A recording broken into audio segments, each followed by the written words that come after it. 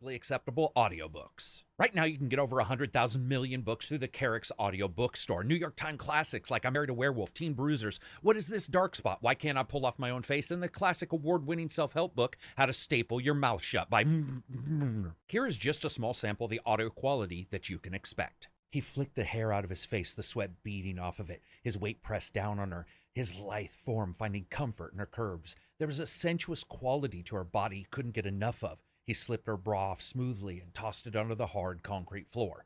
Bill patted the old Corvette with one hand. That's it, baby. Let me know all your secrets.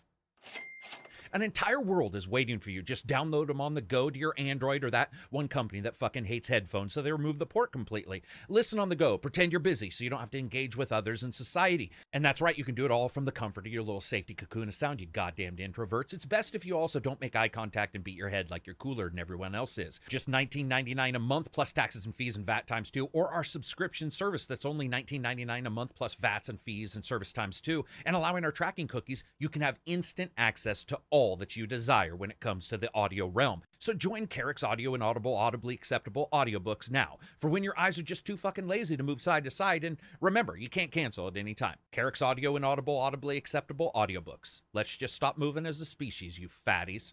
Today's podcast is brought to you by Karak's audio and audibly acceptable audiobooks. Right now, you can get over 100,000 million books through the Karak's audio bookstore. New York Times classics like I Married a Werewolf, Teen Bruisers, What Is This Dark Spot, Why Can't I Pull Off My Own Face, and the classic award-winning self-help book, How to Staple Your Mouth Shut by Here is just a small sample of the audio quality that you can expect. He flicked the hair out of his face, the sweat beading off of it, his weight pressed down on her, his lithe form finding comfort in her curves. There was a sensuous quality to her body he couldn't get enough of. He slipped her bra off smoothly and tossed it onto the hard concrete floor. Bill patted the old Corvette with one hand. That's it, baby. Let me know all your secrets. An entire world is waiting for you. Just download them on the go to your Android or that one company that fucking hates headphones, so they remove the port completely. Listen on the go. Pretend you're busy so you don't have to engage with others in society. And that's right, you can do it all from the comfort of your little safety cocoon of sound, you goddamned introverts. It's best if you also don't make eye contact and beat your head like you're cooler than everyone else is. Just $19.99 a month plus taxes and fees and VAT times 2, or our subscription service that's only $19.99 a month plus VATs and fees and service times 2. And allowing our tracking cookies, you can have instant access to all that you desire when it comes to the audio realm. So join Karak's audio and audibly acceptable audiobooks now, for when your eyes are just too fucking lazy to move side to side. And remember, you can't cancel at any time. Karak's audio and audibly acceptable audiobooks. Let's just stop moving as a species, you fatties. Today's podcast is brought to you by Karak's audio and audibly acceptable audiobooks. Right now, you can get over 100,000 million books through the Karak's audio. What's up, everybody? This is Karak with ACG, and I'm here with Abzy and Silver and Reg and Johnny for the international podcast, Just the Tip podcast, Best Gaming Podcast, Friday Fun Podcast number 307. What? That's all the names. We haven't really settled on a name. Just go with it. All right, let's do it right now, dude. Which name are we going for the rest of the time? We've done it. We've done it multiple times. We've been like, this is the one we're going with, and then it falls apart every time because Just the Tip. I vote Just the Tip. Just the Tip was funny, but then you get people coming on who it is sort of weirdly sexual. Like, it's just like, I don't know. It's sort of like something I would do when I was 15, but not so much when I'm my young 25. I'd still do it. I'd still do it. It's good. I want to come up with some. I sort of like the Best Gaming Podcast because, like I was telling Abzy, it works for SEO. That's very humble. Branding, bro. It's branding. If somebody says, what's the Best Gaming Podcast, we come up now in Google. So I'm just like, this gives me flashbacks of my buddy trying to start a marketing company, and he wanted to call it The Media. And it's like, dude, wow. Come on, dude. But that's pretty intelligent, right? I mean, no SEO. Why not? Because like you search the media, what are you gonna get? You're gonna get. But if you media, get his stuff, right? if you get his stuff, then more people will get his stuff. The problem more with click that his stuff. is that nobody's searching for the media, but people may search. People will search for the Best Gaming Podcast. No, it is. Right? It's like one of the number one searches. So yeah. Anyway, sup everybody? Thank you very much for joining us. You may notice that we don't have an alert going out to a lot of people on YouTube. I'm trying to look at that because it is now negatively affecting all the videos so much when it comes to people not wanting to. We have an awesome base of people who want to watch the podcast, but those people click religiously, they watch religiously, but people do come for the reviews, and when they don't click that, then it stops them from getting the next video. And it's now become such a major impact to the views on the normal videos that I'm trying to figure out exactly how to go about this. So I put this on different playlists than I normally would. So some of you will get alerts, some of you will not, and I just got to play with it. But you'll notice we have a lot less because I've removed it from the review playlists. Also, if somebody's watching my reviews and they suddenly want to go to the next one and suddenly they see us talking, they're like, that's not a review. And I think that's only fair. So I am trying to figure that out. What that means is you guys need to spread the word that we're doing these Fridays, 10:30 a.m. Pacific Standard Time. Let's begin. Games we've been Oh yeah, playing. dude. Sorry. What? Did you find a ladybug or something, man? What the fuck just happened? No, I just said hell yeah for what you were I thought you were saying. like, oh man, like, my thumb. Yeah. You're on LSD. Whoa. DMT. Maybe, Actually, let's maybe a talk little about bit. one game we all played. I got to notate the time here. 10:37 is when I started talking about this game. I can't remember the name. It's got a 2 in it. What is this one? Absy and Reg and I all played. Elysium, the 2D game. Rising. To win it. No, Ayuden Chronicles. Ayuden Chronicles. Oh Rising my is dear the- God, dude. Sorry. Am I pronouncing it wrong? No, I don't know. Ayuden Chronicles or Chronicle something? Rising. Yeah, so I didn't know what this game was. I asked the devs for a copy of the code, and I definitely appreciate that. I got it, but it was not what I thought it was going to be, man. Dude, I don't know if I didn't go that get that far with it, but it's just, oh man, it's like you know when old people or in movies they think what a game is. It's basically what people who don't know what games are think games are. Yeah. You know what I mean? It's like it's just it's just very generic, you know what I mean? Where it's very like generic. go, you're an adventure Paint and by there's numbers. villagers and I was telling these guys the actual page. Now, remember, this is a game that's coming out as a prequel to a bigger game that was kickstarted, I believe. So this game, what's interesting about it is you play it, and they're like, go find some wood. And you literally just, you go find some wood. And that's hell yeah, it. buddy. And I mean, Not like And then it's go find better wood. And you go back and find better wood. yeah, it's and really... the combat is Yeah, the combat is really weird and janky and easy and not and it's the same combat every time. The enemies keep spawning right at the identical time, so you have to And fight the same. In town, all the Recon. NPCs are spaced exactly the same width apart. So Yeah. you always see the next NPC. They're all facing you. They're just standing around waiting. Yeah, as Astros says, collect all the stamps. That's what you do. You collect stamps for jobs you did. So basically, people in the game world will stamp your wrist. that like massive you're at a thing in the rave. middle of the UI. Oof. Massive thing in the middle. Yeah, where that's all the the stamp stamps. card at the top of the screen. Oh I see dear. what you're saying. Yeah. Yeah. Yeah, so it's- I wasn't a it's- fan. I wasn't a fan either. I know you guys said you uninstalled it. I played it for a lot longer than you guys did because I was trying to figure out what the hell it was. And I sort of like the graphics. I sort of like the art style because I like the treed bad guys and stuff, but nobody did anything. Like even the flying enemies just like ruh, ruh, ruh, ruh, ruh, ruh, ruh. I think everything was very static and it was a Yeah. very gamey game, like very, very gamey game. And the combat was just, I don't know if it's because we were at the start, maybe. You know, some Japanese game It's not at the love to start, dude, just because I played hours cuck of you in the that. beginning. Yeah, is it just like that? Because the it's very unfulfilling. The combat is just not good. Yeah. Yeah, it's interesting because again, this is some kind of like prequel to a game that's coming. But when I went to the Steam page, I was laughing with these guys saying the Steam page literally just says, "A village isn't doing well. Help them." That's your quest.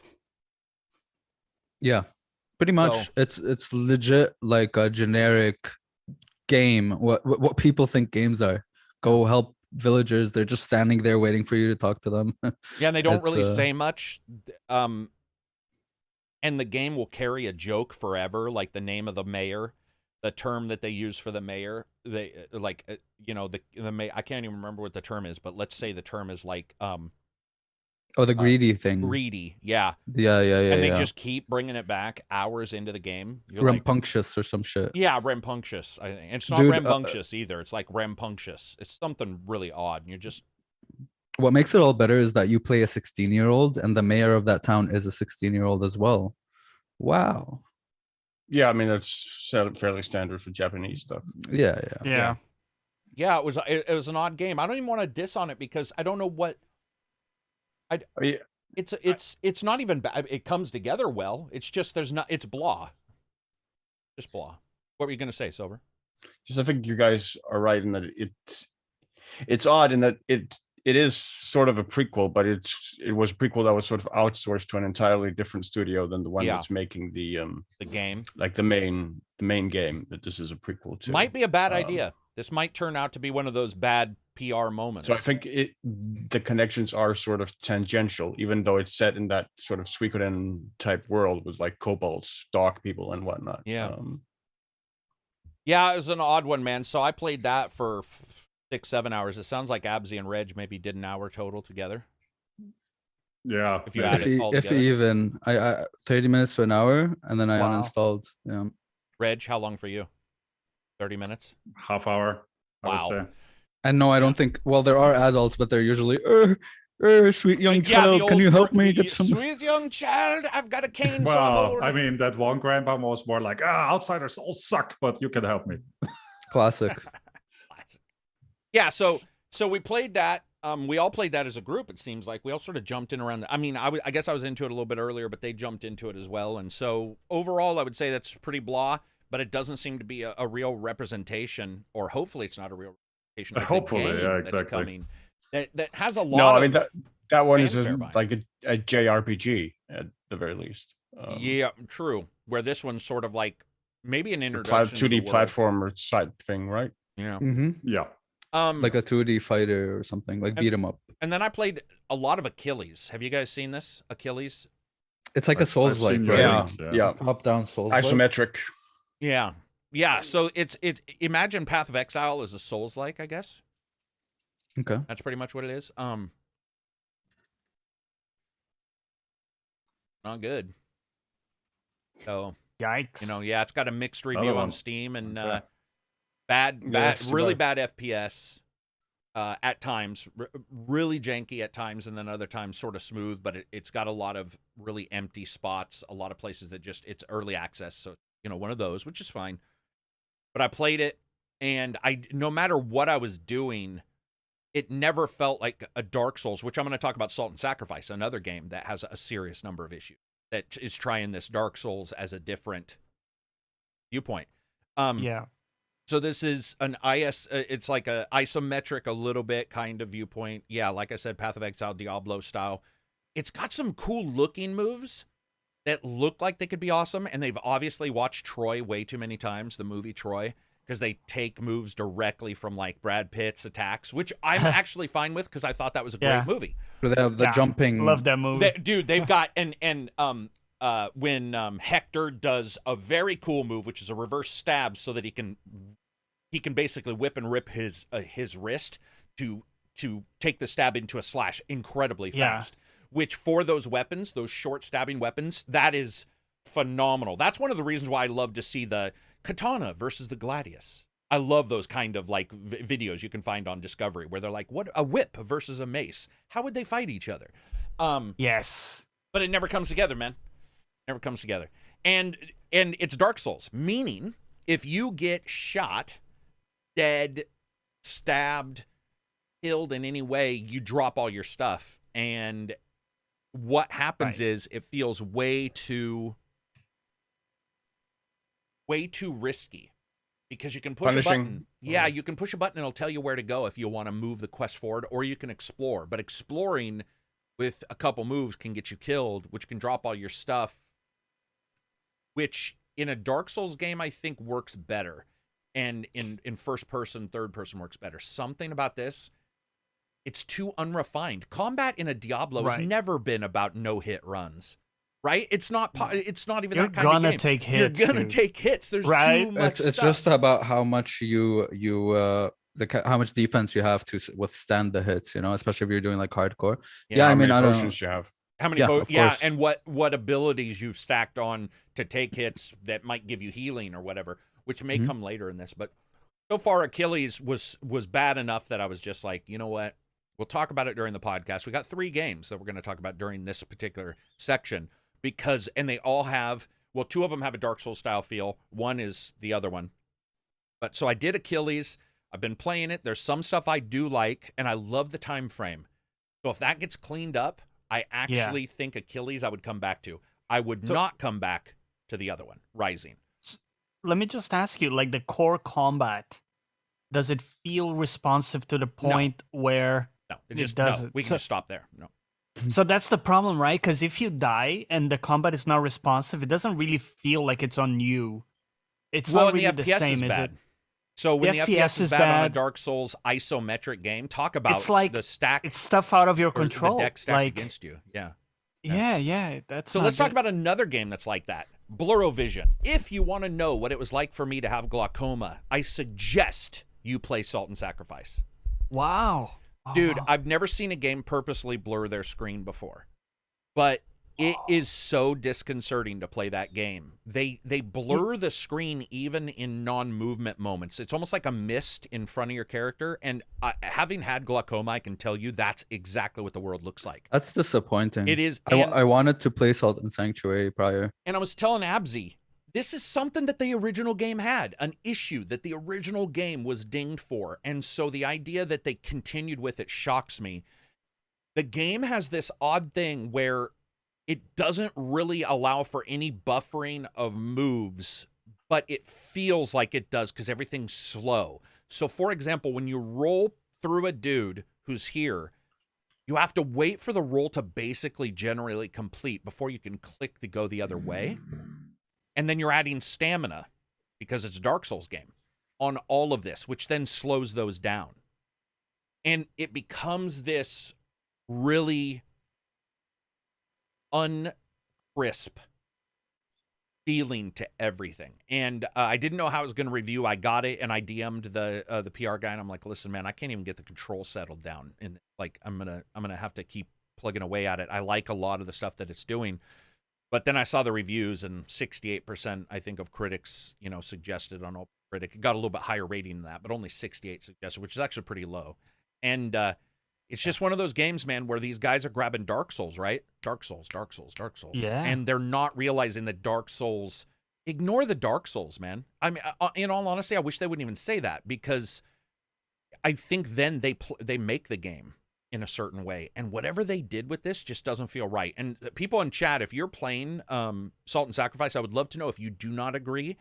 Everybody I've talked to does, but it also rated high in some places. I just is it weird, because I thought Salt and Sanctuary was received pretty well? Like, I thought it was like a love the original, which is Salt and Sanctuary, Sanctuary, Salt and Sacrifice. Which one? Sanctuary. We're talking like about the first one. The first one was received fairly well, yeah, but the controls were the #1 issue. Every single person reported.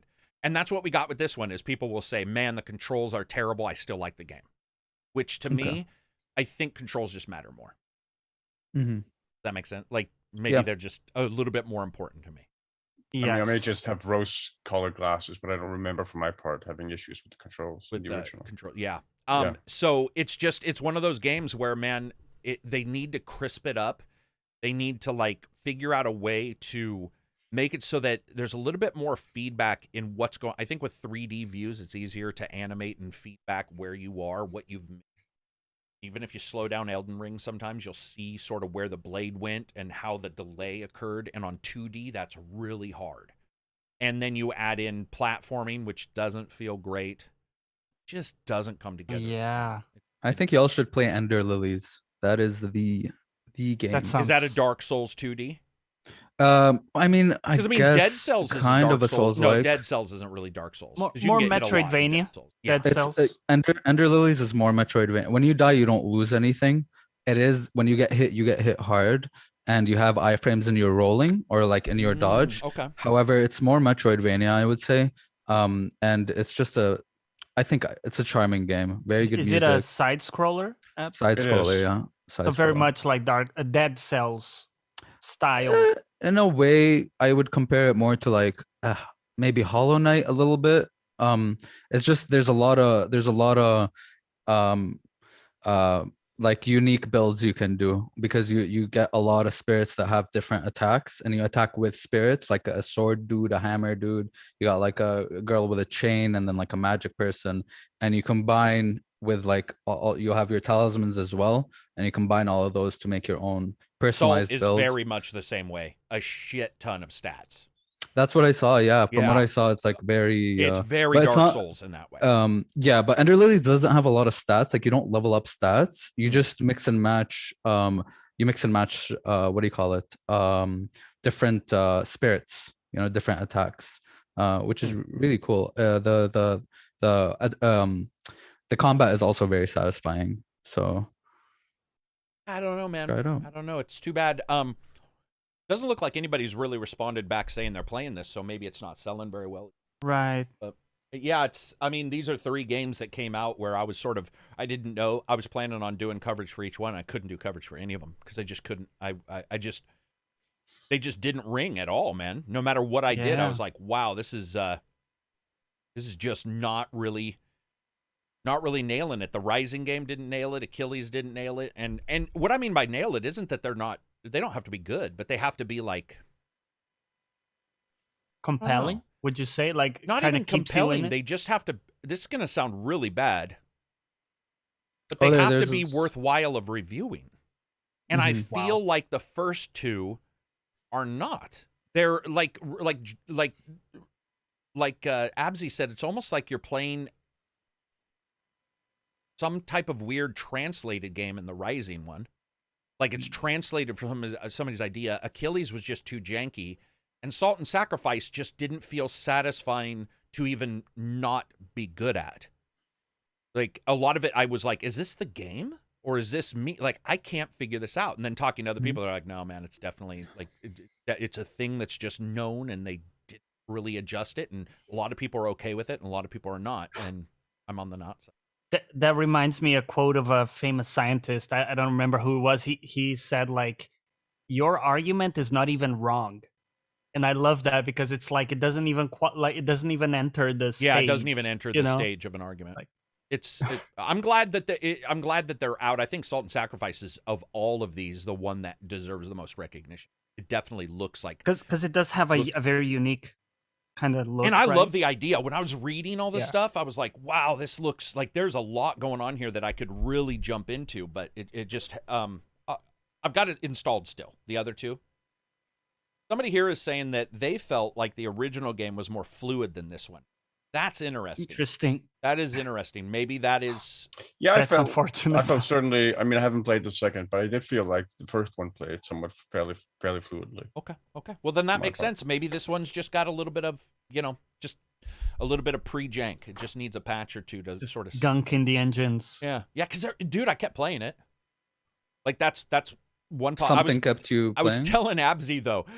So to teleport, I don't know if this is in the first game, Silver, so you can tell me, but to teleport, you have to gather runes. The runes tell you, the runes are these signals that you have to go to a Stargate, basically, and enter these runes into the Stargate to teleport to a new location. But there's no map.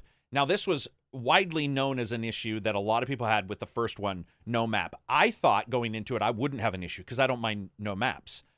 However, on a 2D game, when everything looks the same, probably want a map.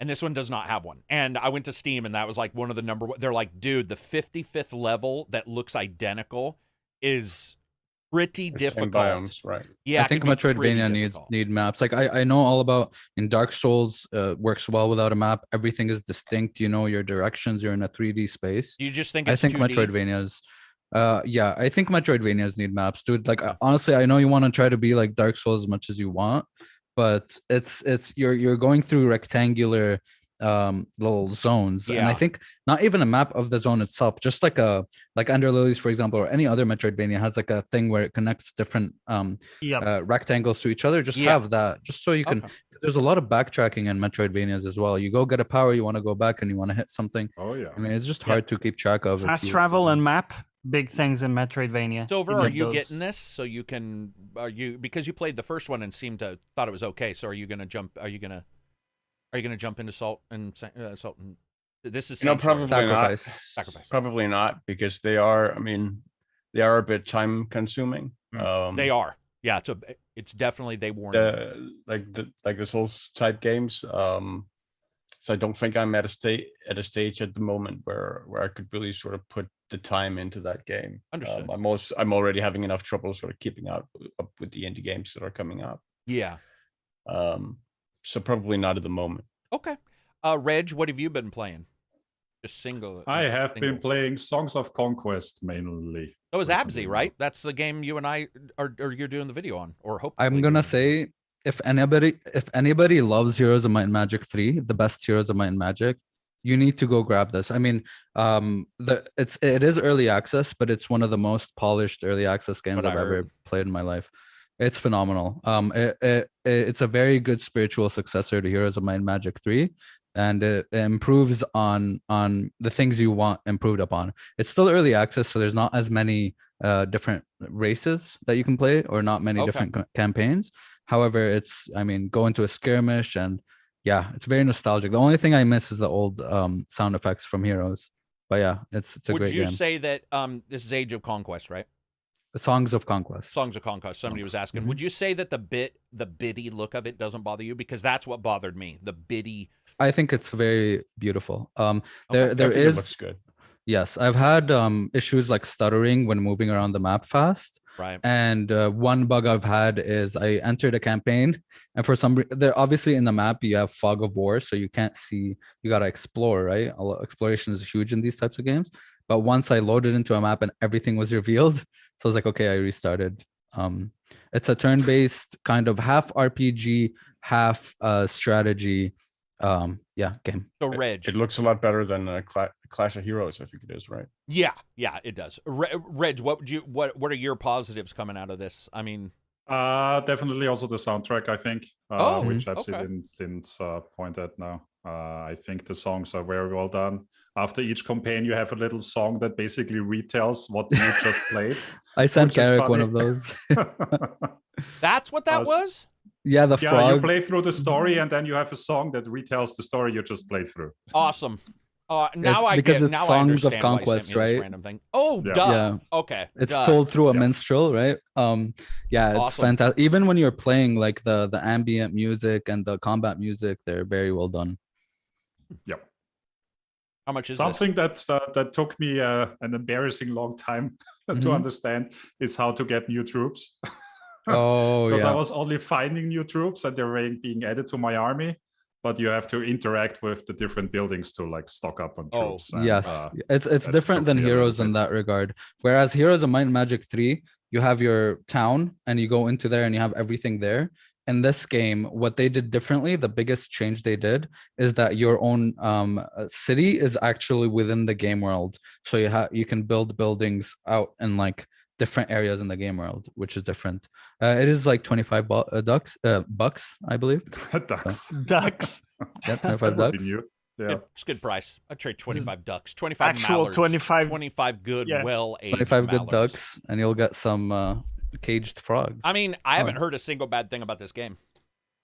Like not a single. Super polished already. I don't know what the plan is for the early access. Actually, I didn't really look at the races, at right? The page. Sounds like.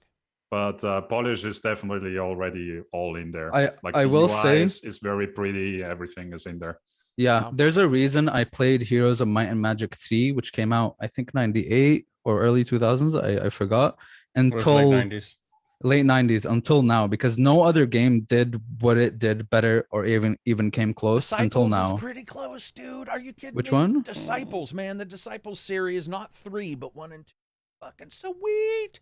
Did you play those? Disciples. I did not play those. What's Disciples? I also enjoyed 2 more than 3. I have to say. On Disciples, Might and Magic. Might and Magic. What really?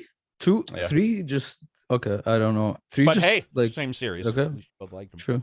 I guess so. But after 3, like when it got bought out by Ubisoft as well, like I don't think Might and Magic got bought by Ubisoft. Yeah. 3DO went under, so they bought out the IP, and I believe so they made a 4, 5, and 6. I think was the last. So 4 was made by 3DO as they were going bankrupt. Out. Yep. And then 5 was made by Ubisoft, and then the rest. Yeah. What about you, Johnny? Any of these? They also made. Go ahead. No, that's. They also made a puzzle game that's really good, actually, from the Might and Magic. Is it Puzzle Quest? Heroes of Might and Magic. That's really solid. I like Heroes of Might and Magic. I think that's the one I'm confusing all this with, to be brutally honest. I'm pretty sure that. What do you Johnny? mean? Also, no, go ahead, Reg. Just sorry. I No, just it's want all to add to the game still that it also has a map editor and it has multiplayer as well. So I think that game will be doing pretty well. The map editor is the same one that the devs used, and it's not there yet. But in the campaigns, you're gonna be able to make your own campaign. The tools aren't fully there yet, but you'll be able to add your own dialogue and just like make your own story, which I think is pretty cool. I like player created content. So damn, that's awesome. Johnny, are you into these type of games at all? Yeah, I'll check it out. I mean, those are big. Time sinkers. No, but I was gonna say, like, from the guys, it's very high praise, because usually, especially Reg, he hinges his, you know what I mean? He's like, it's great here, but right? Yeah. He always has like a big counterpoint for stuff, and this one is just like, I can't really like think of Lost one Ark. here. It's like the next Lost Ark. I've been dwarf. So I will check what it out. races we got in this? What races we got so far? you have like the normal kind of knights and stuff. You got Arab people like me, and then you got frog people. The frog people are going to be my jam, by the way. Are they French? Dude, that'd be awesome. They're like little French flags. You cannot take on the toad. And then I don't know what the fourth one is. I forgot. What's the fourth one, Raj? No, sorry, goblins, orcs, elves, humans, dwarves. I think undead. Undead. I think four factions. Blah blah blah. Ancient tribes. Necromancers. Yeah, necro. Dead. So they're definitely gonna have to go with some of the standard races at some point for sure. But if the toads are French, I'll buy the game. That's a must buy right there. You will not take my legs. The baguette. Oh, they hit you with a baguette or something, bro? A 1 day old baguette. Yeah. Instant critical hit, like a shuriken. Their foodstuffs are human legs rather than. Yeah, exactly. They have a fucking recipe of human legs. That checks out. Yeah. No, man, that's cool. It's always nice to see, because I'm not an early access fan at all. It's always nice to see one that rewards you with the cost, and especially the more, polished menus. Because a lot of titles in this range, everything is polished. I need to say the UX is, you know me, I'm a huge UX guy. UX is phenomenal. Hotkeys are very good. Everything works very well. In the map, you know how you right click and you can see your hero going. You can right click again to just have him boom, and just go there if you want to save some time. Everything is just animation skip. Basically, animation skip. Everything is just boom. Go somewhere on the map, like it's turn-based, but if you right click again, it just skips immediately there. So there's no time wasted anywhere. Who made this, dude? Did they work on anything else, or is there a developer there that maybe Lava Potion? I've never heard of them. I'm assuming this is their first. Some of these names are so random. On the Steam page is exactly that game. So yes, this is their first game. Okay. Yeah, man, it's like I said, it's very cool whenever anybody finds an early access game. Really nails it, because it's so rare, and I'm not going to jump into a lot of these, but this one I'll definitely jump. Like, this is one of those cool games you just put a podcast on, because you don't have to worry about any of that super interactive shit. You have your time to decide your choices, and you go for it. You have all the time in the world. You don't need to act fast. You don't have to be like a crazy fucking StarCraft player, even against AI. You just chill, sit back, just nice chill. And you can do quick battles so that AI will fight for you. Sometimes it could be better than you, sometimes it could be worse. Dude, I used to do that in the Warhammer games, even though I know that's probably considered like, sacrilege. Total War, or all of them, even the Warhammer ones. Sometimes you get into a battle and you look and you're like, all right, I could set my stage, I'm gonna do good, I'd kick these guys, you know what, fuck it. And I just hit auto. And most of the time it works, but sometimes you get that moment where you look at the results and you're like, I lost? What? Yeah. And then you're like, fuck, I should have just not done that. So the first time I encountered a knight on a battle map, he just one-hit my troops. That was a sad time. It's not easy. I mean, there's two difficulty options in skirmish: easy or medium, or hard and very hard. It's a tough game, and the you can set a lot of different game options, but a big thing, especially in the campaign, is that the more time that goes on, the enemies around the world also increase in number. What have you guys in so chat been playing? I just want to ask them. And then Johnny, what have you been playing? So I have my ongoing pack, which is Final Fantasy 14 and League of Legends, right? My epic climb continues there. And I've played a couple different things. So I played a bit of Trek to Yomi, which we talked about last week. And I hit much more of the jank, so I kind of lost my enjoyment there. Yeah. But then I also tried Rogue Legacy 2, which the guys were raving about last week, right? So it got me to try it out. Yeah, it's a great game, and I don't think it's for me because it's much more along the lines of like a classic, almost like a Mario feel, right? Like, you know, you jump on Castlevania then, right? Yeah, right. Yeah, and like, you know, you touch enemies and like you know, you get damaged. You don't have a roll like you do in Dead Cells, which I loved. And then also it feels like all the classes seem very derivative. Keep in mind I haven't seen all of them, right? So this is so far like fair. the melee weapon, whether you have an axe or a sword, just seems the same. And what I loved about Dead Cells is every run is unique. Oh, so dude, many you weapons. have no idea, dude. Classes are so unique and different. I've seen some Abzi, but I'm just talking about the actual weapons. He's talking about the weapons, used. maybe the weapons. Yeah, so because there was so many differences between weapons and like, you know, fucking grenades and all this sort of stuff. And I'm seeing, you know, I even watched some streams and the guys just, you know, like the difference just, you know, didn't seem as interesting. But I mean, that wasn't the main thing, right? Sorry, just to wrap up my enchilada here. The main thing was the combat itself. I didn't enjoy as much because it's much more centered around the platforming, right? The zipping stuff.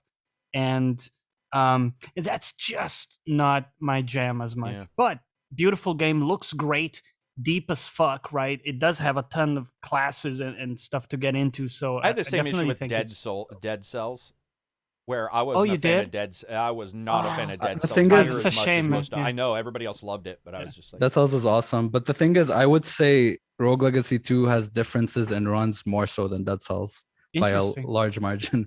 But I think you have to advance a little bit more because like you got weapons where you have to shoot things in the middle of the air and then jump on them to attack enemies. Yeah, that platforming, I'm out. Oh yeah, it's a huge platform. Like right there, Absi, I hated what you said. Yeah, what he said actually caused me to be like, cross that off my list instantly. And there's nothing wrong with it per se. Like that's a cool mechanic for a lot of people. I just don't gravitate. It is. I would say it is a platforming game more so than any other roguelike I played. It is a platforming game, for sure. Reading some of what people are playing. KCB's in here, Metallica fan. There's a bunch of people who. Jericho's back. What's up? Production Butterfly. Hello, everybody. So some of the games that people have been playing: Ghost of Tsushima, Trek to Yomi, Salt and Sanctuary. I got on sale. Not very kind of stiff. Salt and Sanctuary. Oh, Euden Chronicle Rising is a prologue?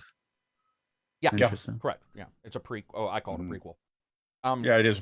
Prequel is. One person playing Dark Messiah of Might and Magic. That's a fucking sick game. I love Elden Ring, King Arthur, Elden Ring, Triangle Strategy, Red Dead 2 for 3 weeks now, Halo 5, Evil Dead, Vermintide 2, and Monster Hunter Rise, Disco Elysium, Elden Ring Judgment.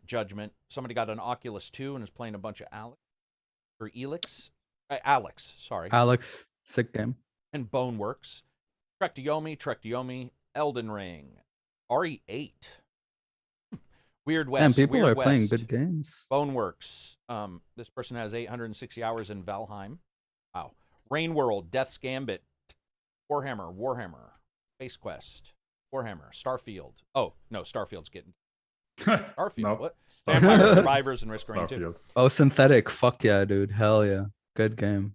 Damn, we have a lot of people playing good games. Damn, dude. Oh, there's a lot of good games. It's just not the big AAAs. Let's talk about that. So Starfield got delayed. Well, I didn't get to say what I've been playing. What? But no, I asked you, and you said you didn't have time to catch up with anything other than indie games. No, you asked me if I wanted to play, if I was going to play Salt and Sanctuary, and that was my answer to that. Oh, game. I thought that was your. So you have a different answer for the same question? What game? What game are you playing? Well, I'm still playing Ghost Recon Breakpoint mostly. So nothing. The Operation Motherland update, which changes the game up significantly. Actually, it goes a little way to addressing like how dead the map felt in the original campaign, because it sort of turns the entire map into a war zone between three factions, with the Bodark and then the like Sentinel Wolf forces, and then the rebels fighting each other consistently over the map for control of the map. So it does sort of introduce an interesting dynamic there, and change it up a bit. And then I've been playing the indie game of the week, which is Citizen Sleeper. Yeah, we will definitely talk about that one, because I think all of us, well, not all of us, but a number of us have played. Yeah, dude, and Game Pass, right, for Citizen Sleeper? Yes. Yeah. Dude, whatever. I don't know. They're all Game Pass. Anyway, and we will. I do want to talk about that one separately, because it's got high praise. So Starfield got delayed. I did a video. Thank you to the 4 people who unsubscribed for me for that. People just do not like the news. But I wanted to talk about it because I thought it was quite interesting that they delayed it. Because the game's pretty far along, right? They delayed it into next year, and I believe that a lot of companies are looking at January, February, March, April as being more sufficient release games than ever because of Horizon Zero Dawn and Elden Ring doing well. And so delaying it and letting that work does open up the fall, but then you start looking at what is big from the fall, and you only have 2 or 3 games.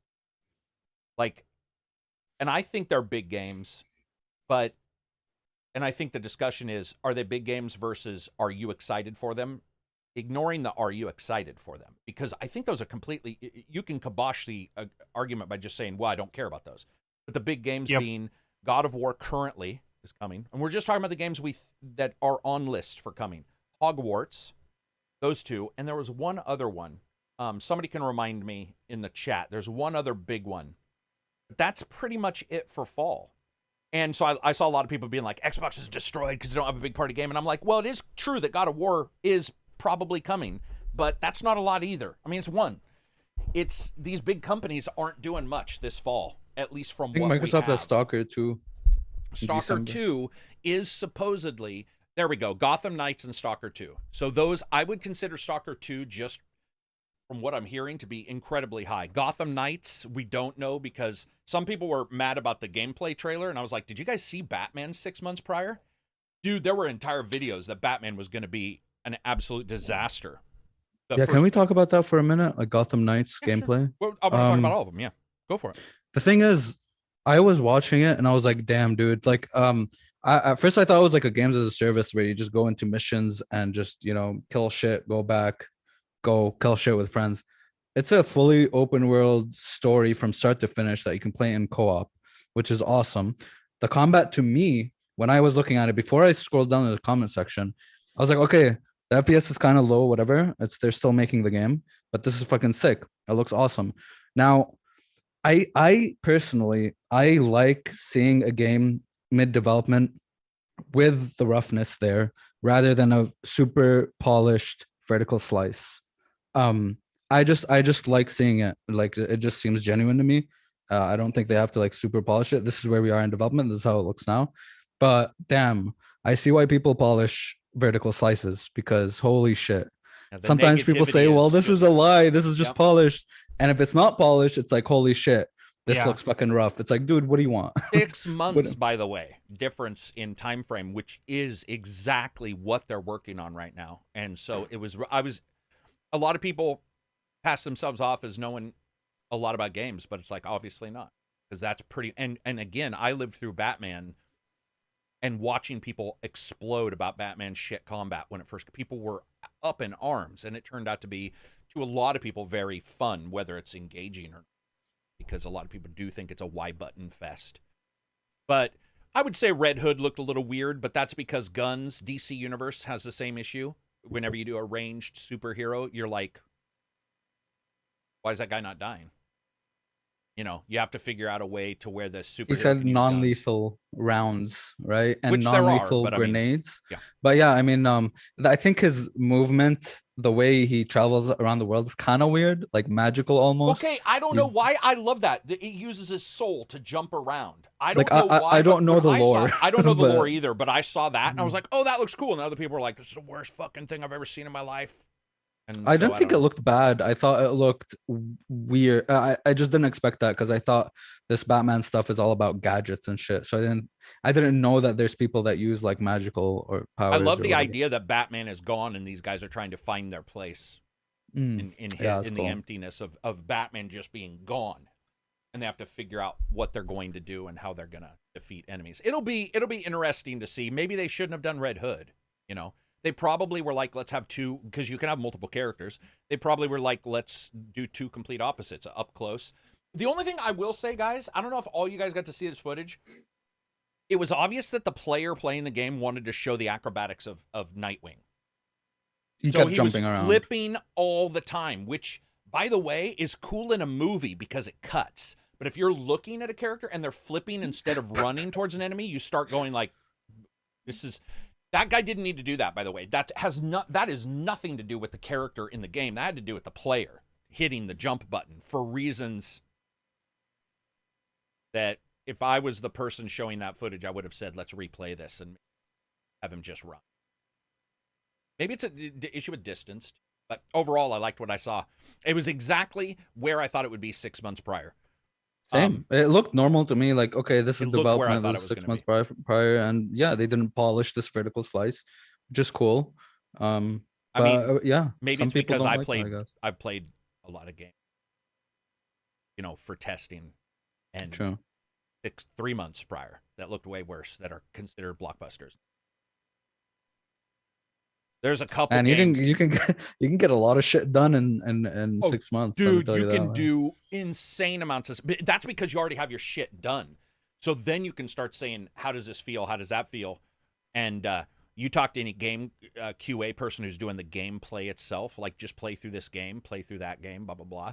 They'll tell you, man, some games are just in the even 3, 4, 5 weeks prior to going gold have all kinds of issues, which is why some games get delayed right before going gold. Yeah. But I mean, I also am not super hot on Batman's combat.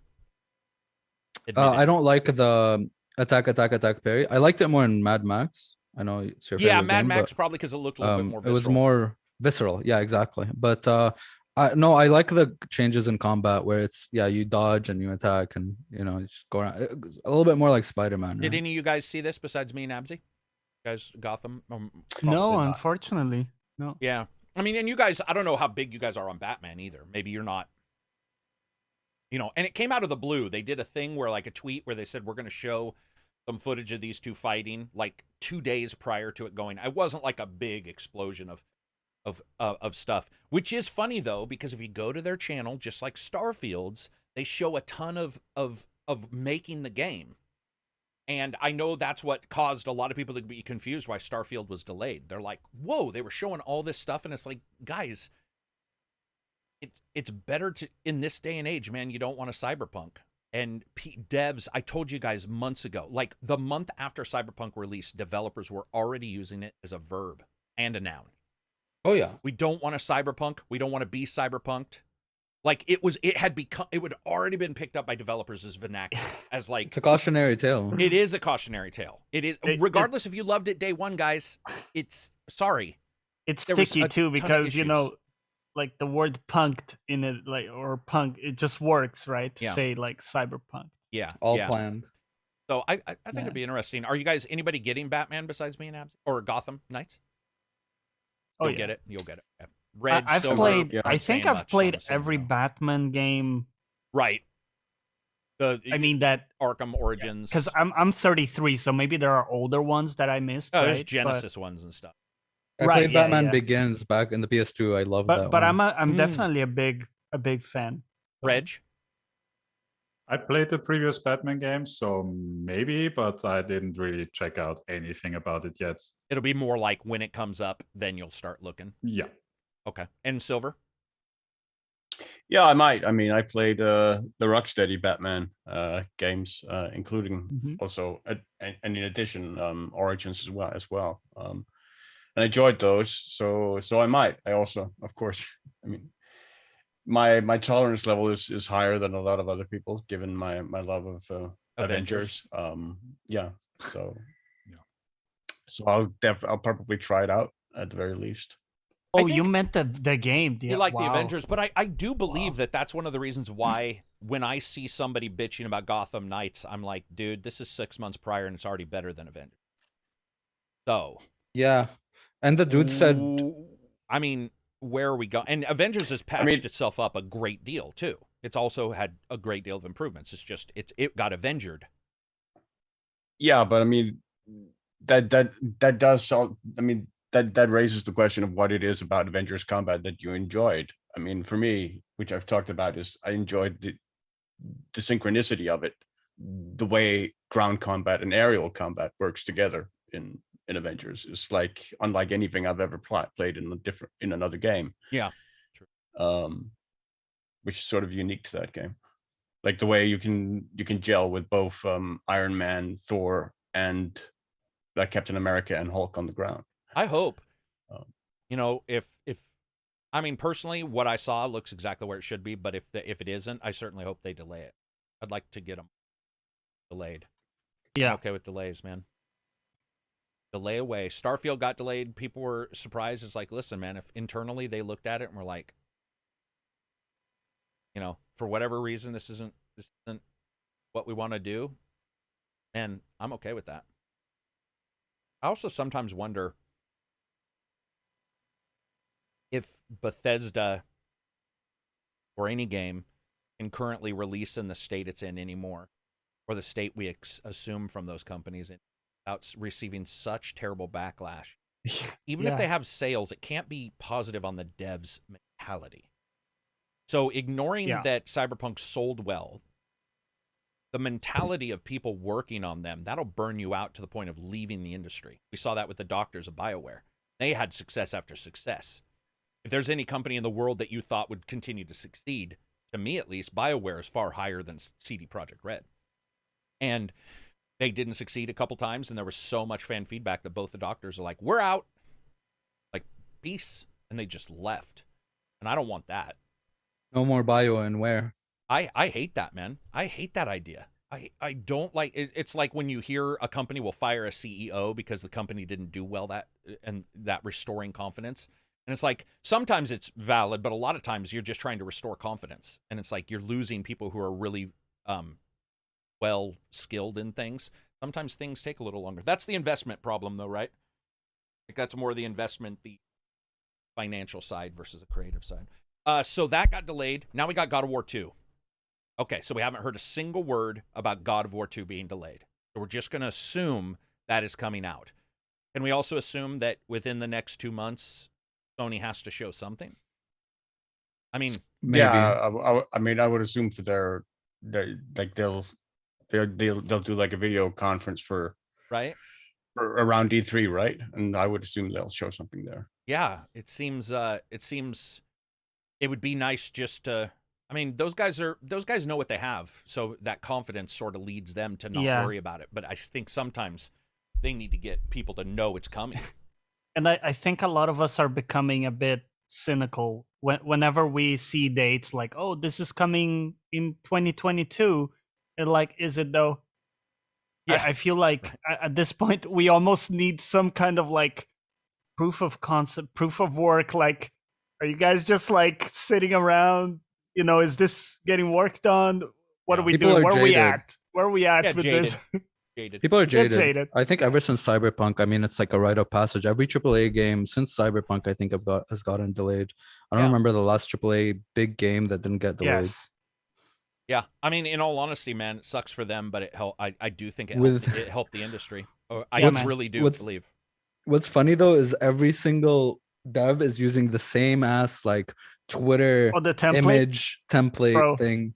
It's become like a thing for everybody. For the delay. Yeah, dude. Ever since Cyberpunk, so true. Everyone's using the same ass so fucking true. thing. And I don't know if you guys saw the one for for Bethesda's, but it didn't even have enough content for the full thing, so they put huge spaces between the paragraphs to like have it go out. They didn't even announce a new posted date. a week or so ago stating that we are busy at work, but it's too soon to show anything new. I think But, I mean, I like that they didn't show a new date because, man, like when you show a new date, it's like, oh, we're not gonna get to that date. We're gonna delay it again and again. So they just said Q1 2023. It's fucking, And then when we get to that point where we know for 100% that we can fucking release it, then show a date, which I like more than keeping delaying. Indio says that somebody actually made their announcement yellow like Cyberpunk's just for the hell of it. Oh yeah. Nice. Yeah. So, long story short, those that got delayed, we got God of War. We're just gonna assume that's coming out. We don't know, anything about it or, well, any. Well, they did show that like video trailer or whatever for Ragnarok. Oh, I know, but we don't know anything. I mean, that was. I mean, to me at aside least. From that, yeah, to me at least, that wasn't thing really. Oh, we like see it. I guess. I don't know. Yeah, I don't know. And then you didn't really see it play. That's correct. Yeah, and then we got Hogwarts, which I think Hogwarts is going to be huge. I think though the movies haven't necessarily exploded the world, these new ones, I think overall people still like Harry Potter and Hogwarts. They have a chance of doing something that could be huge across all platforms and a big IP. So I'm excited for that. Yeah. I'm actually I think I'm more excited for Hogwarts than I am for really anything else, just because we haven't seen a lot, but we know it's coming, and they've done that they finally showed the goblins, they showed people flying around, they showed enough stuff for you to go, okay, this is a game.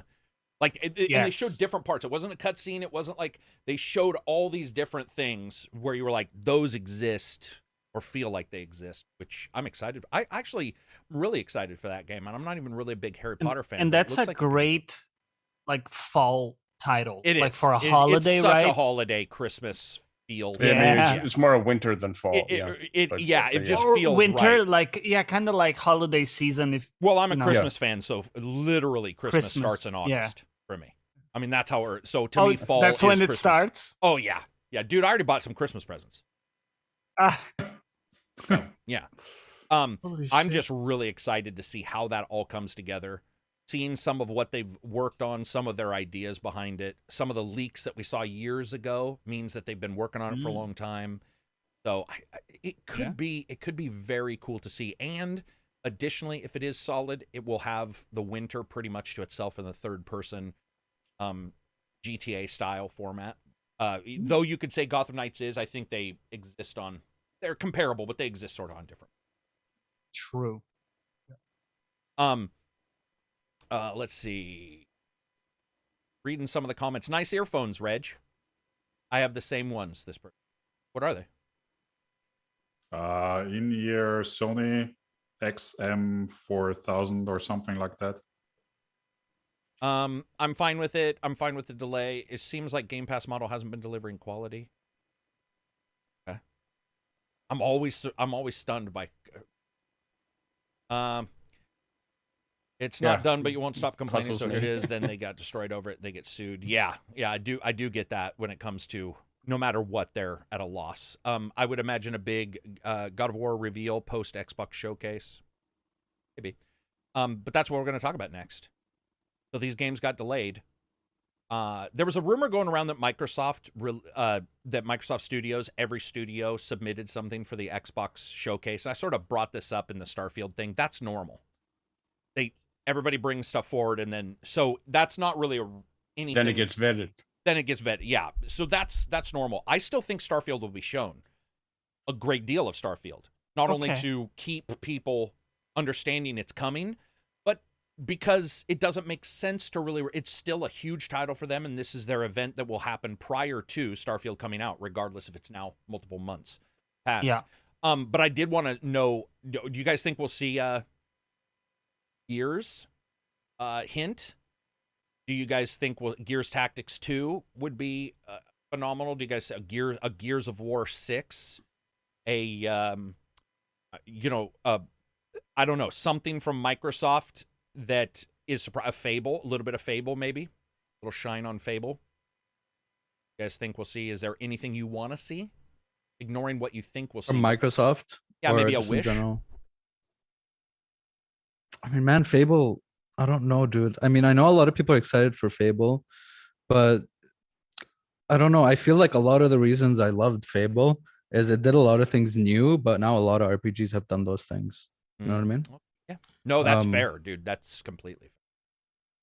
So I don't know how they're going to be innovative with their new one. Avowed is for sure one thing I'm very excited for. Avowed, Outer Worlds 2, In Exile's new game. Those are like the top 3, I think. The one that puzzles me is Minecraft, because they bought it, right, for some stupid amount of money. And not only is it's in a pretty bad state in the sense that you can only play vanilla if you play through the Windows Store. You can't really do the mods. You need the Java version for that. So for some reason I thought they fixed that, came. but support for that never came. So you're saying you were wondering why they I mean, in all honesty, I think they just saw the longevity of it and were like, let's just buy it. And but what I'm thinking is, given its longevity, that they're not really building on it. It doesn't seem like they're doing, like content or I'm not saying Minecraft 2. No, I get it. I get where you're like coming maybe from. content, DLC, stuff like that, because it seems like I mean, we did get the ray tracing thing for Minecraft. Yeah, but again, you can only play it in the vanilla version on the store. Yeah, which a lot of people, mods are the reason to play Minecraft. Just looked on the store page, and that disagrees with you. I think, yeah. It says the Java edition included in the subscription. Yeah, I think they switched it just recently. Version. Minecraft keeps getting updated with very cool things all the time. So what I was saying is, did you have to play the Java edition? So whether that's included in the store or not, I don't know. Yeah. Java edition is included in the store, yeah. My point is that you have to play the Java edition. That takes like ages. It's like clunky to operate with and stuff like that. Whereas they have a nice, yeah, bro. I have the Java edition from Game Pass, and I just launch it. I don't know. Yeah, if you have any mods with it, it takes like 10 minutes to launch, something like that. So what do you want to interesting. see them fix that? Yeah, I'm not Is sure. that what you're saying? Well, they have this nice clean version, right? With the What store. What is the nice clean version? The nice clean version is the one that supports RTX. The Java one doesn't, as far as I know. They have both in Game Pass. I'm pretty sure, Yes. Johnny, that just recently that you can do both now. I am almost sure that in the store that both are there, because there was a big. So sorry, you're correct. So maybe both, or you may be correct. Maybe both are included in the store. But what I'm saying is unifying those so that you don't have to do on one side the shitty Java version that if you have big mods it takes 15 minutes to launch, or the vanilla version where RTX only works on that one. So if I want to do RTX, I can't play with my mods. For some reason, I thought I saw something that just in the last month or two said that you can now do mods on the RTX version. I could be wrong. That's what I'm arguing is but I don't follow Minecraft, so I see what you're saying. What you're saying is why do both? We'll kind of build on it, right? Let's get this together. Yeah. I agree. Work on it. I agree. If they haven't, that is something that it's like, especially if they spent that much money, why is it not? Why are we not getting RTX on the Xbox X Series X as well? Because I know that that hasn't been done. But FSR2, you guys saw. I don't know if you guys saw, but FSR2's version is really popular. It's doing very well in some leaked benchmarks. So that'll go to consoles. Which, the thing about that is, to warn everybody, you still have to put that in the console. I saw some people being like, oh man, it's this is going to fix every game. Nope. Not how it works. It's just that it doesn't require the DLSS hardware. It still requires all of the stuff that FSR has always required in a game. And that also includes. I mean, I don't know when it'll happen, but I can tell you if a company can figure out a way to put it in and get great FPS, they're gonna do it. It only makes sense, you know. If they, I mainly want it for on Steam Deck. Like you mainly want FSR on Steam Deck, you mean? Oh, okay. Yeah. I can't wait for the new, like when deep learning is so good that you can just put it on every game and just have it run higher and look better. Dude, FSR doesn't even use deep learning and it's that good. No, I'm just saying like DLSS. I know, I'm just saying, isn't that crazy? It's crazy that FSR is that good. I didn't like FSR in almost any of the way it's been done except for Shadow Warrior 3. I thought that FSR was actually a good step above. Like Far Cry's look like shit. So what's the method if it's not using deep learning? It is a very intelligent upscaler. That is all. That's all? That is all. But what it does is it does what TVs now are starting to do. So TVs have they have not only AI, but they have basically intelligent upscalers where it says this line continues, so let's continue this line. And where old upscalers didn't, they did pixel doubling. There's 1 pixel blue, we're just going to make 2. And you upscale it, but that's really not upscaled. I mean, it is, but it's the most basic of upscaled. And so it just basically allows it to be shown on 4K without it looking all fucking crunched and weird. But what FSR does is it goes in and it identifies using color depth and all kinds of different algorithms exactly where these lines are continuing. And then it does it basically any game that runs TAA currently should be able to do FSR because they use somewhat the same stuff. And a lot of it's temporal. And so what we should be getting from FSR is something that's very close to DLSS, but DLSS adds data. It actually intelligently adds data. The problem is, and this is what people are starting to look at, if FSR continues its improvements, most likely DLSS would be far more usable on 8K than it would be on 4K. Because the TVs are still a good step up, but not to the point to where DLSS, that kind of stuff makes such a big difference. But then FSR, somebody will do FSR 3 and figure it out. Kind of way in the future? Yeah. Well, look at G-Sync. It's exactly G-Sync and FreeSync. G-Sync was better for a while, and then after a while, they were starting to fix things, and now they're like, okay, things are compatible. They're very close to each other. And let's be honest, man, humans, we're not Digital Foundry, man. You know, if you're pausing your system and you're up there with a microscope looking at an 800 fucking by 800 pixel, you know, in this small section, just so you can find out if there's a slight color offset, that's on you. That has not, Like who cares? I like that they do it. Well, it's interesting as an analysis, but as a player, like, you care about your experience, and that's it. And your extra FPS, guys. Sorry, I just wanted to mention that. That's the big thing. Because their FPS is very close. I think it was 90 and 91. And they looked to the point of a normal consumer identical. Go ahead. What were you going to say, Abs? The thing is with most things, videos, games, whatever, people don't notice good stuff. They just go like, okay, this is how it is. But people do notice the bad shit. You know what I mean? When something does something very well, so like a level designer places doors in a strategic way or some shit, people aren't gonna be like, oh my god, look where you put that door, unless you're a fucking huge nerd, obviously. But if it's like bad, that's when people notice it. So it's like the difference between, oh, this is shit, or okay, you know what I mean? Yeah. So it's kind of like plumbing, is what you're saying. It's kind of like plumbing. Yeah, you don't give a fuck about it as long as it's working. And when it doesn't, I got you. I was like, that is a weird comparison. Where are we going with that? Yeah, and we're getting upscaling for audio now. We're getting algorithms that are like cleaning up, you know, bit rates. On, you know, we've seen it for years with compressions and different compressions doing stuff. Now there's companies who are looking into upscaling, what they term as upscaling, fixing audio issues, all this kind of stuff. So it's just awesome to see, man. It's so cool to see these kind of improvements come. And if they could come to the Switch, guys. Imagine the Switch suddenly getting playable frame rates on Witcher. I know it's playable. Somebody's going to bitch. But you get my drift. Or even their first-party titles. Come on. Or even their first. Imagine that, guys. Imagine just saying, whoa, here's our patch. Boom. You can't tell the difference. And you're now getting the Pokemon 30, title 40 that FPS. has a stable frame rate. Yeah. Nah. It's exciting, man. Wow. It's exciting That'd be stuff. something, huh? All right, moving on to true news. We have a bunch. We have a lot. True. Wow. Let me scroll all the way up. Get that. Johnny, FIFA, splitting with EA, right? Right. So FIFA are greedy, right? And we know that we've talked about how their licensing is like super expensive, and they kind of, that's what drives the organization, right? It's a money making machine kind of thing. Being a bit cynical, but that seems to be the case. And so they are requesting like an even higher amount.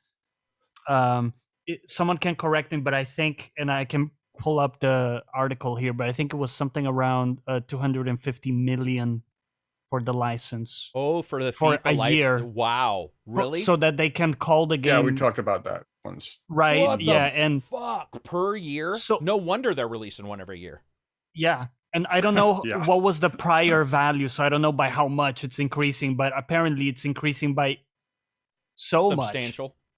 that they are in like looking strongly into just decoupling from FIFA and just doing different stuff. Also, interestingly, they were talking about doing other football titles that weren't FIFA and weren't like sim style games. You mean like which backyard I thought soccer? was interesting.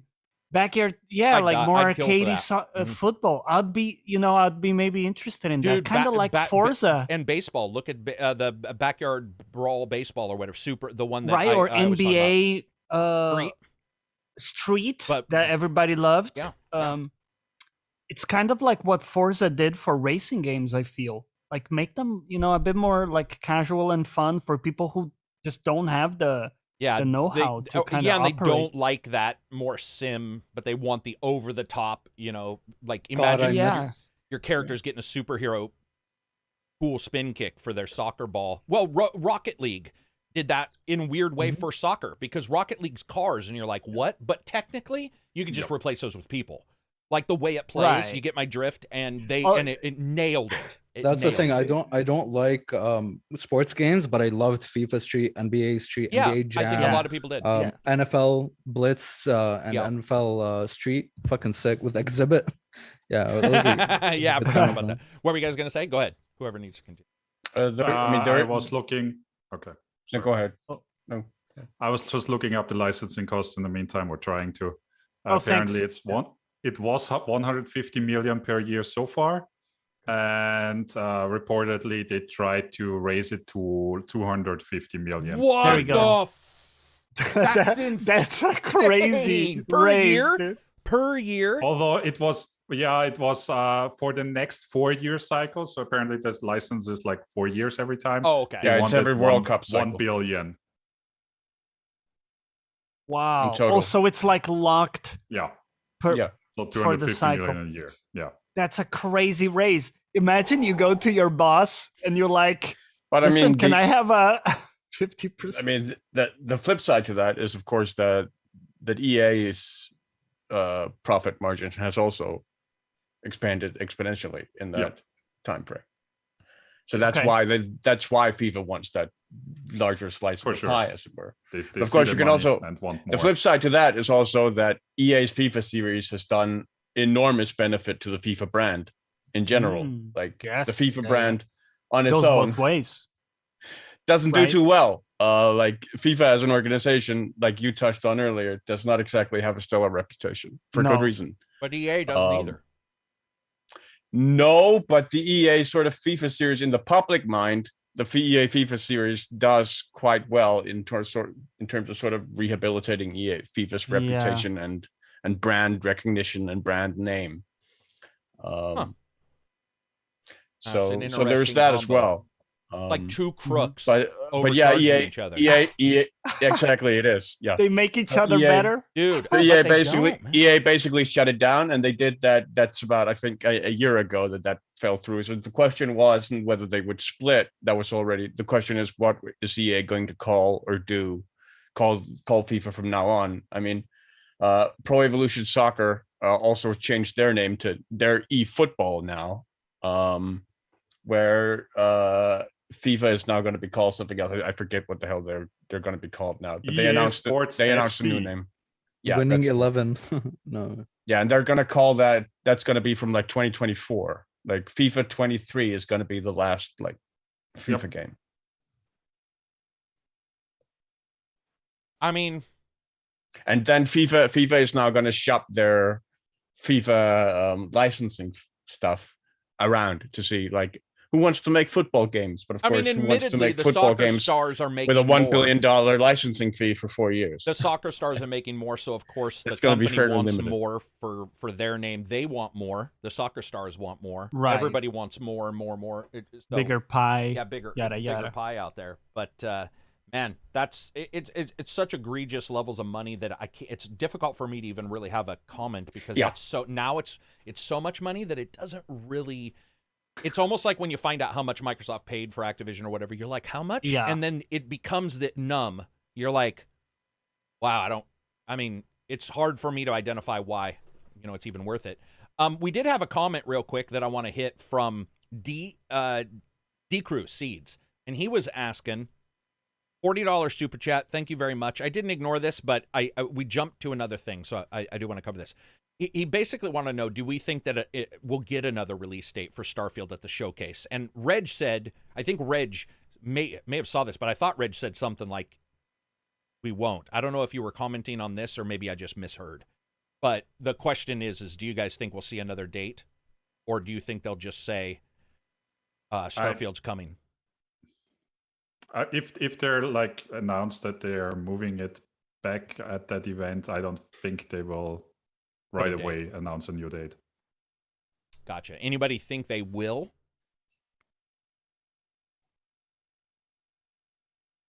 I think it's unlikely, honestly.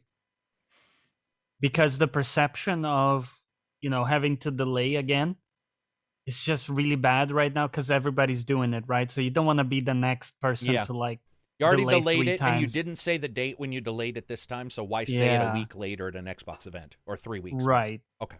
Yeah. So that's our answer for that. Here on business, $9 super chat. Thank you guys. Super chats do keep us going. ACG Soccer would be a bargain at $200 million. It would be a bargain. People need to buy it. ACG Soccer. Yeah. Guys, backyard baseball. I'm sorry, I can't remember it, and I even talk about it all the time. But there's the baseball that's like the backyard baseball game. Xbox had a couple Avatar games. Do you guys remember those? They had like Avatar football, Avatar motocross, Avatar. Yeah. Maybe they did have a soccer. Those, if they do them right, guys, They're fun, man. and they embrace the fun. FIFA these days does actually include like a street soccer mode that's like Volta, I think it is. I haven't played it myself. Super Mega Baseball, thank you. Yeah, but I think it's still with the stars, though, lately. isn't it? It's just they're playing in backyards, and they still look realistic. Yeah, right? yeah. I'm thinking more I along the don't think lines it's that arcadey. Right, Yeah. right. I was thinking more on the lines like WWF wrestlers or something. Yeah, like but I or think like I'm wrong. NBA Jam, right? Mm-hmm. Yep. Yeah, dude. And soccer, the goal, the shit. There's so many things you could do with soccer that we already tease. Like, People with, imagine like, being big-ass able to heads. outfit your own hooligans. Like, you could do some that's probably bad because they're just shit people. But you get my drift. You could, there's a lot of very cool things you could do. I'm excited for it. What were you saying, Abzy? I'm sorry. I just said people with big ass heads like NBA Jam. Oh, dude, yeah, big head mode, big butt mode. Oh yeah, That'd be the Avatar, mode. like those Avatar sports. Are they more akin to like Wii Sports and stuff? They were very much akin to very, very arcadey. So like if football has 11 on 11, they were more along the lines of 7 on 7 football, which exists in America in very small schools. You'll have a truncated football team sometimes. Mm-hmm. Did you guys ever play? I forget what it was called, but the arcade game. It was a soccer football game. Yeah, NFL it might have been. It's Blitz. Well, it wasn't NFL because it was like football soccer, but yeah, it was like cyborgs. Oh, dude, Cyberball. Cyberball was one of my favorite games of all time. Dude, Cyberball was robots doing football. Yeah. Dude, that game was the shit. See, that's what I'm talking about. That was pretty fun. And that's why I brought up Rocket League. Do cars. Yeah. Do fucking car football, man. What if Mattel, who's the hot box, not hot box, that's sexual. The little Matchbox. do Matchbox Car Football, man. You know, buy their license for 10 million or whatever. I don't know. There's so many RC car football. God damn, man. You can do so many cool things. Let's see. People are just talking about the price. Dennis Rodman for every player in a soccer game. Yeah, there's a lot of stuff you could do, man. It'll be interesting, though, to see if we have superstars suing the company because of their likeness. You won't be able to do, you know what I mean? If you do a Dennis Rodman-looking character as an official character in your next NBA game, somebody's going to come at you and be like, you're using my likeness. I mean, dude, people sued for dances. You get my drift? Like, that's how bad we are now. People sued because they moved their body. For likeness in the GTA game, right? Someone also did that. Oh, an influencer did. Lindsay Lohan. Did not Lindsay Lohan sue GTA? I'm pretty sure it was Lindsay Lohan. Yeah, she did. Yeah. For the lollipop likeness of the lollipop which was, by the way, GTA 5 art. Sweet art. That was fucking hot. I had that shit. I had that poster in my room. That was good. Back GTA's nails. Even I the fucking guys, remember that poster, bro. Oh, dude, so do I. But even getting off just her, getting away from the discussion of just her. Yeah. I love Trevor. That. I love the art. I love that. I don't know what we call it. The candy cell shaded look of those art. I think they know. Oh, it's Kate Upton. Okay. Was it Kate Upton? Okay. Apparently. That kind of stuff is so gorgeous looking. I love that art. And the lollipop girl was. It was also, if I remember correctly, she was also they parodied Lindsay Lohan in like a side quest that you could pick up. There was a side quest, of a crazy. That was also part of the lawsuit. I think trying to get her away from paparazzi or something. There was, I mean, they did a lot of stuff. Remember, they teased Apple too. Apple. I mean, one of the major quests is the Apple phone debacle and blowing up the guy's head. Dude, GTA should not be sued. There should be some rule that says, listen, guys. They're poking fun at absolutely everything. You're just gonna have to fucking suck. Almost like comedians. Almost like comedians, yeah. You don't get angry at a comedian. You shouldn't be. Well, unless you're Will Smith. But. Let's not. Yeah. Wow. So anyway, there's that. Let's see what else. What else on this list? Let's just go through. I'm just gonna go through Johnny's, then Reg's, Silver's. We're just gonna go down the list here. Johnny, do you have any others? I scrolled past.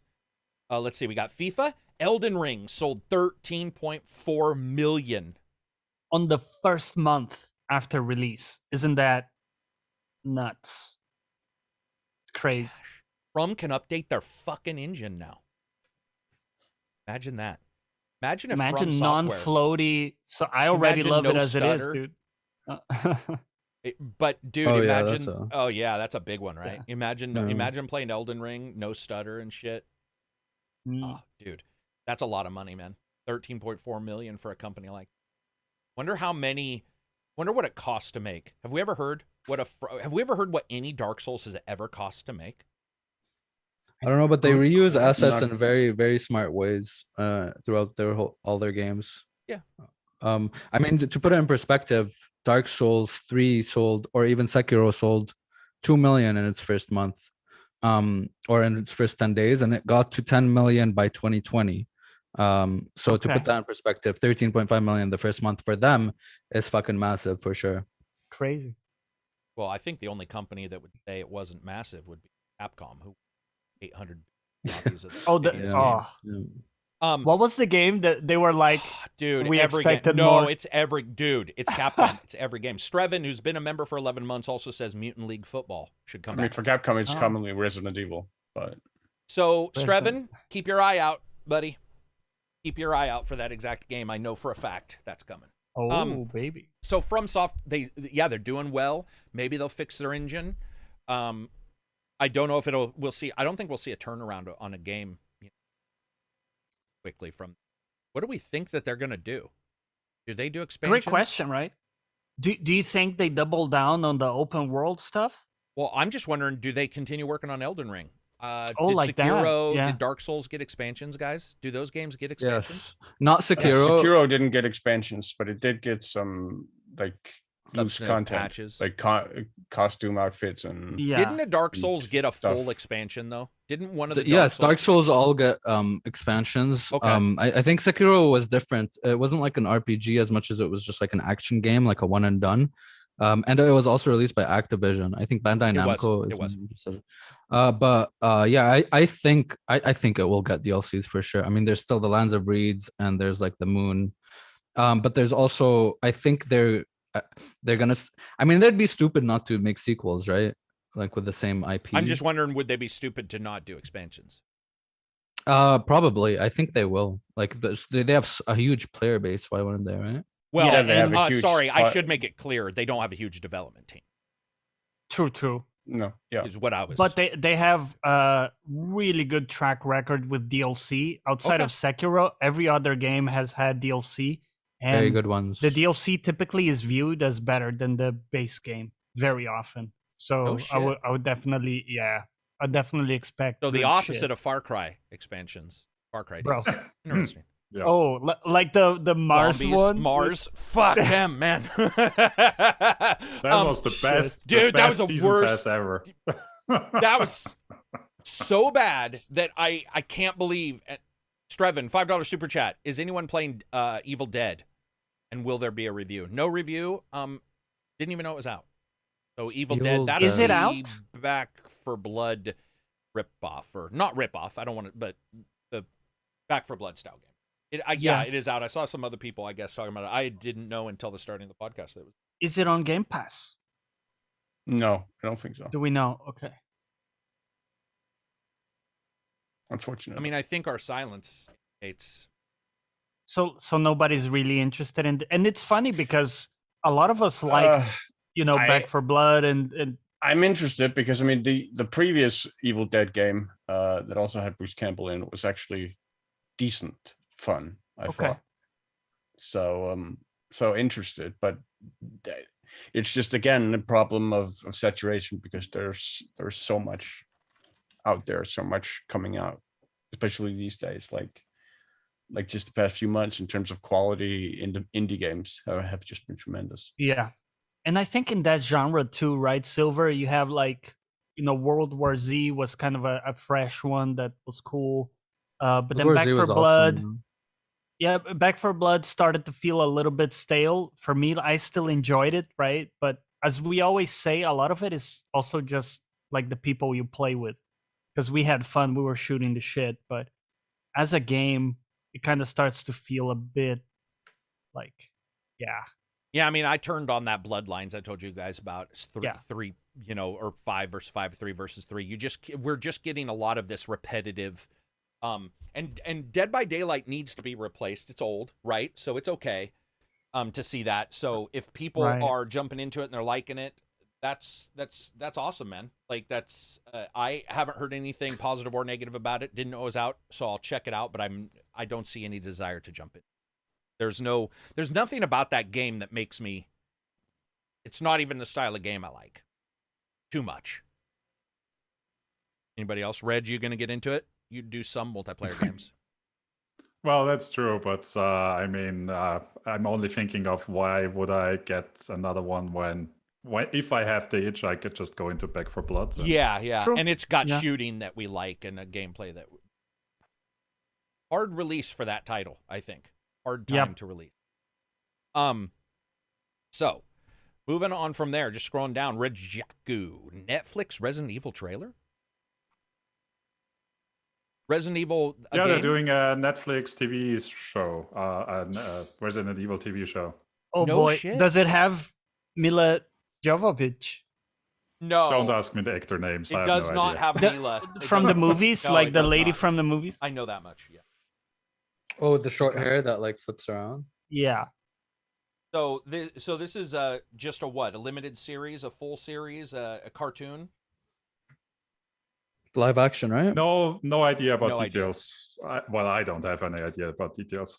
So I don't know about you guys, but like Resident Evil's never made me want to see a series.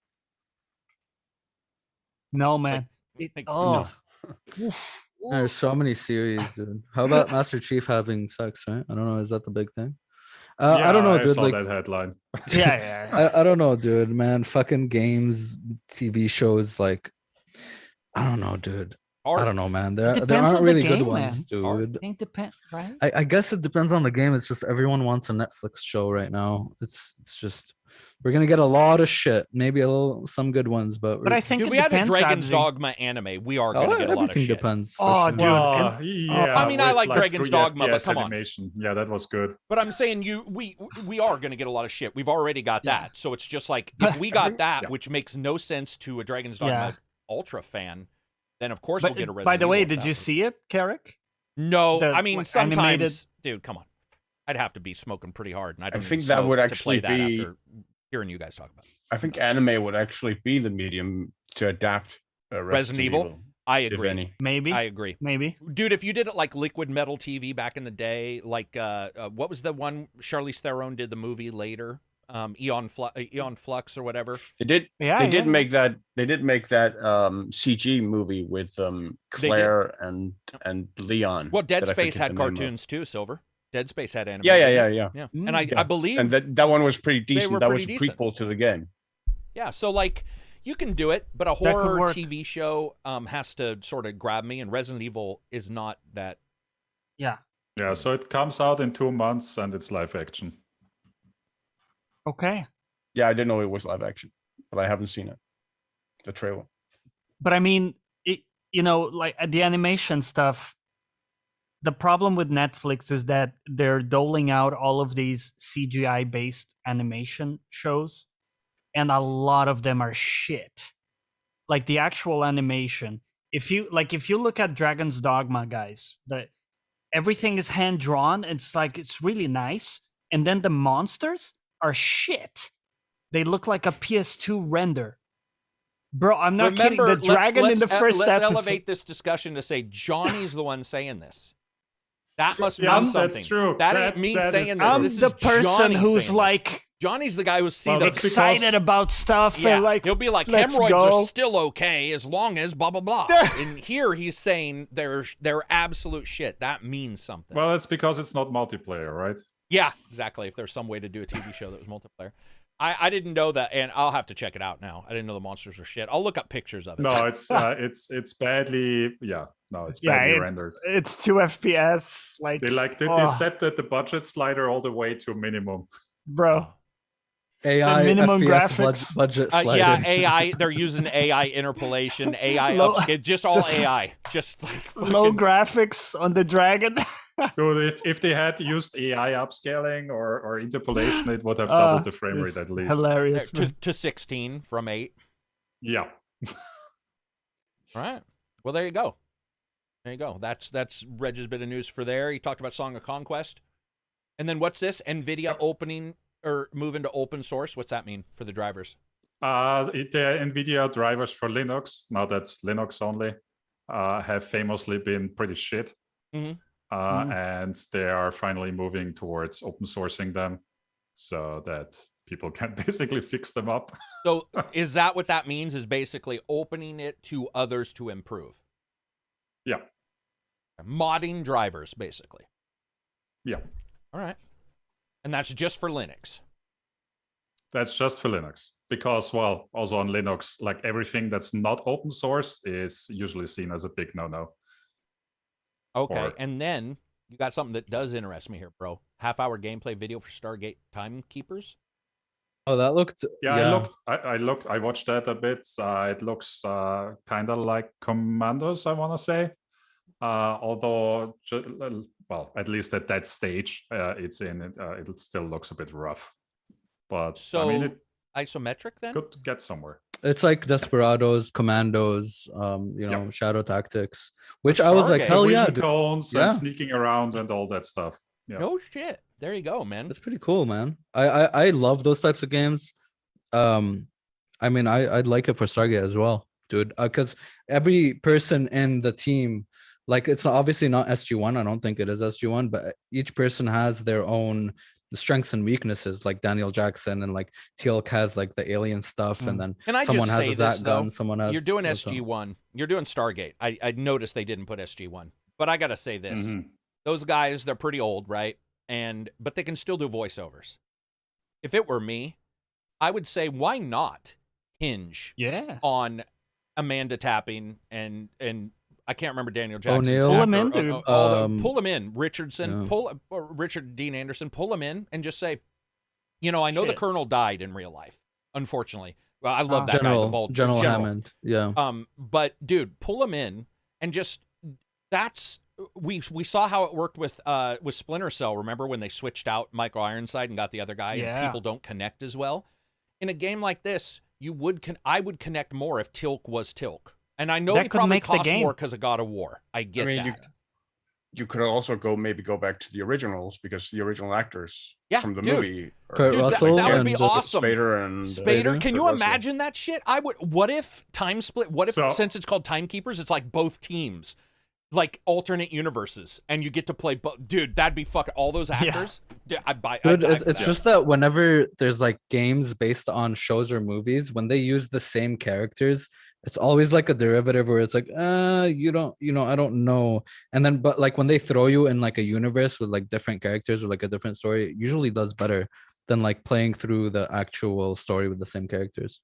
Yeah, so that's why they do say when it's set story-wise, it is after SG-1 main plot. So after so it is set in the SG-1 universe, and the adventure starts during the Battle of Antarctica, where Commander Eva McCain and her team are supporting the SG-1 against the Anubis fleet. So it's after season 7. It's after season 7. Interesting. Oh, they could have got Ben Bowder as well. Call it Claudia Black and Ben Bowder from the later seasons of SG-1. I'd kill for that shit, man. I want them in every game because they get along. I want them. What? They unfroze O'Neill. How much time passed before they unfroze O'Neill? Was it like a year or something? I don't know. Maybe it was. I don't remember, man. And it's Timekeepers because they're stuck in a time loop. During the fight against a new power-hungry system lord, the team gets stuck in a time loop. Dude, okay. I'm telling you guys right now, man. If you're working on Unreal, now's the time to make yourself a Stargate game where you jump through Stargate and go to different planets. Wait, they're stuck in a time loop like that Window of Opportunity episode, like the best episode of the show, where they keep eating Fruity Loops every fucking day. You have uncanny memory for some of this stuff, Dude, it's his bro. favorite show in the world. Dude, that was the best episode. O'Neill and Teal show. keep repeating the same day, and they go about and do some random shit. He makes out with with Samantha. Yeah, dude, I'm telling you though, this plays golf. Stargate is untapped, right? Stargate's pretty untapped and fairly popular. I would much prefer a million Stargate games versus Star Wars games. Dude, so would I. Star Trek and Stargate versus Star Wars. It's not even. There's so much they can do. One of the first games I ever played was that old ass Stargate game. Did you guys ever play?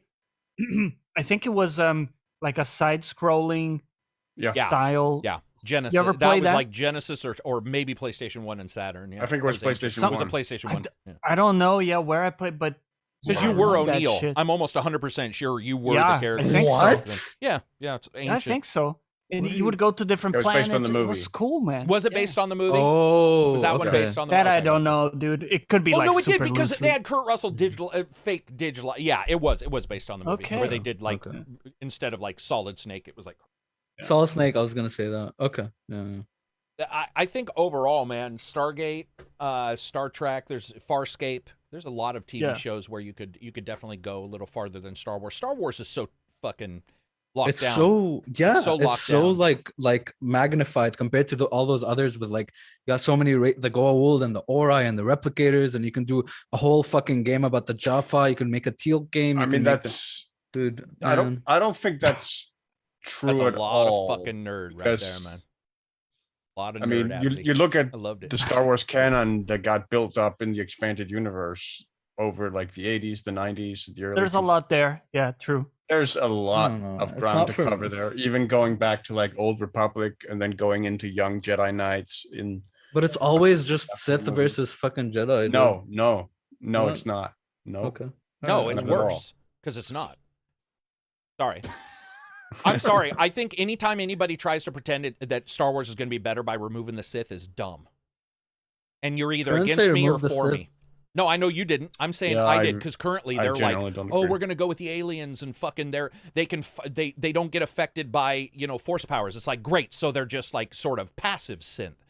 I hate Star Wars is locked down because we know where everything is.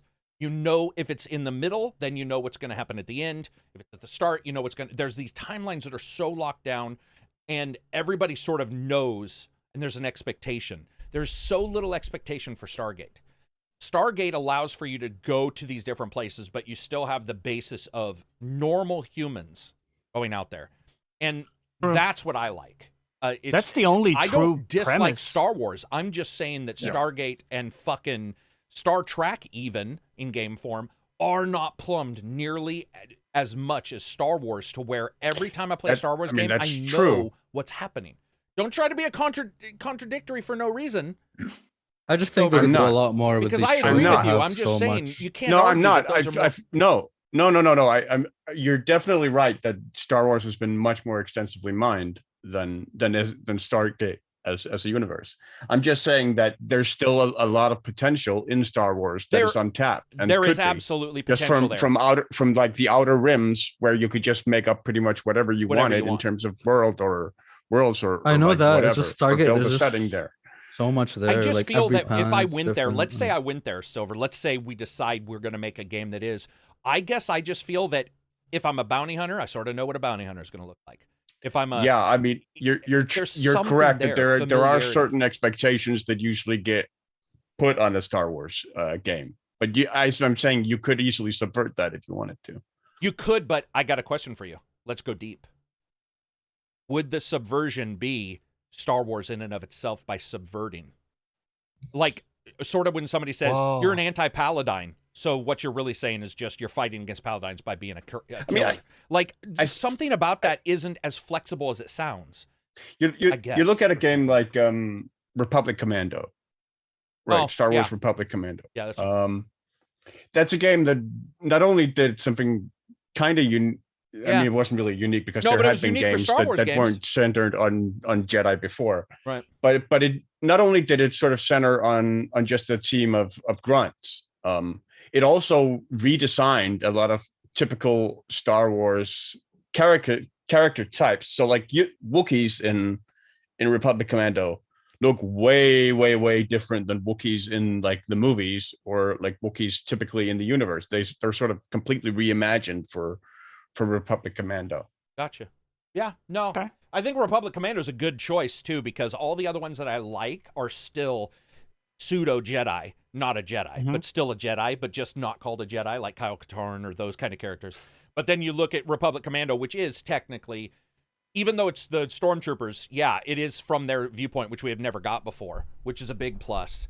I mean, the closest we get is like Rogue Squadron and like games from like fighter pilots' perspective. But I guess I just feel that even their laser guns, I would know because it's a stormtrooper. Does that make sense? Like, I guess I just want to go to a place that's alien, where the expectations are gone. From myself and from them, and so there's that sense of mystery. You know, the magic of the Stargate is that you enter the gate and you like, just have no clue. Don't know what the fuck is on the other side. Dude, they had crystal that's why enemies that were like just crystals sucking them up and making copies of them. Yeah, you guys remember that? Making like fake copies of Amanda Tapping who didn't know what to say. They remember the black hole one. They land on the planet and it's near a black hole and they're all and they go like on the thing. And then there was one where O'Neill and Teal'c switch bodies and shit. Which, by the way, these would be terrible games. I think, dude, but this is what I'm saying. Like for games, I feel like an RPG or something with decision making and a lot of dialogue and like learning about people and planets. Style, almost?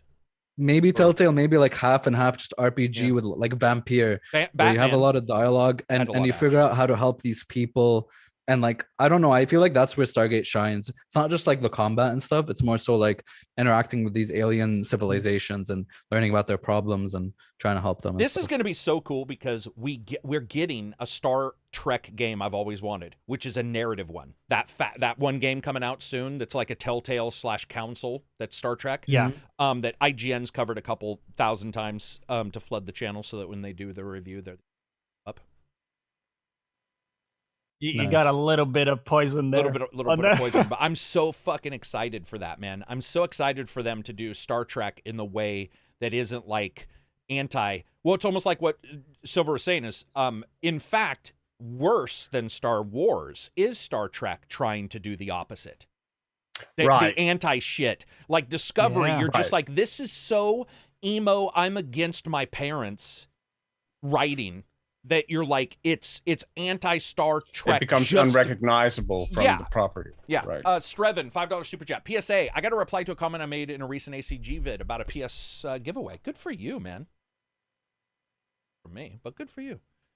YouTube, keeping it up, keeping it real. I mean, it's interesting because was the best Star Trek game. I mean, you look at like the Force and the Jedi and stuff that are the usual conventions for Star Wars, and you look at a game like Knights of the Old Republic 2. That game is almost an anti-Star Wars game. Yeah, because that's a game that's sort of a rebellion against the whole idea of light side, dark side, good, evil. Which dark, is why it worked, right? Dark versus light. That's why it worked for me. That's why I related to it, because it was sort of it went to life isn't that simple. Like it's not that binary. It's not just either or. There is this sort of gray in the middle, which is what sort of Knights of the Old Republic 2 wanted to sort of dive into and explore. Reg, real quick, yeah. Silver, I just want to ask Reg something. Reg, you haven't been talking for a while. Do you have anything incredibly in depth? You don't care about any of these? You're not into any of these? Well, I think I've often enough said that agreed that I would prefer Star Trek a lot over anything Star Wars. I couldn't remember. Well, what about... Here's the thing, right? Wait. I want to ask Reg something. Is there another Star Wars... Is there another futuristic show that you would like to see? Or IP? Is there something that we haven't talked about that are you a fan of far... Maybe something like Battlestar Galactica. Oh, yeah. Dude, Battlestar Galactica is so good. Like, I haven't seen that, dude. Did you do Armada, though? Or Battlestar Deadlock, Reg? I liked Deadlock. That was the one that came out about 3 years ago, Reg, where you were No, I didn't. the side Battlestar. That was pretty ace, man. They did a good job on that one. But I would agree, yeah, that's true. I hadn't thought about Battlestar. That's another big one. Firefly.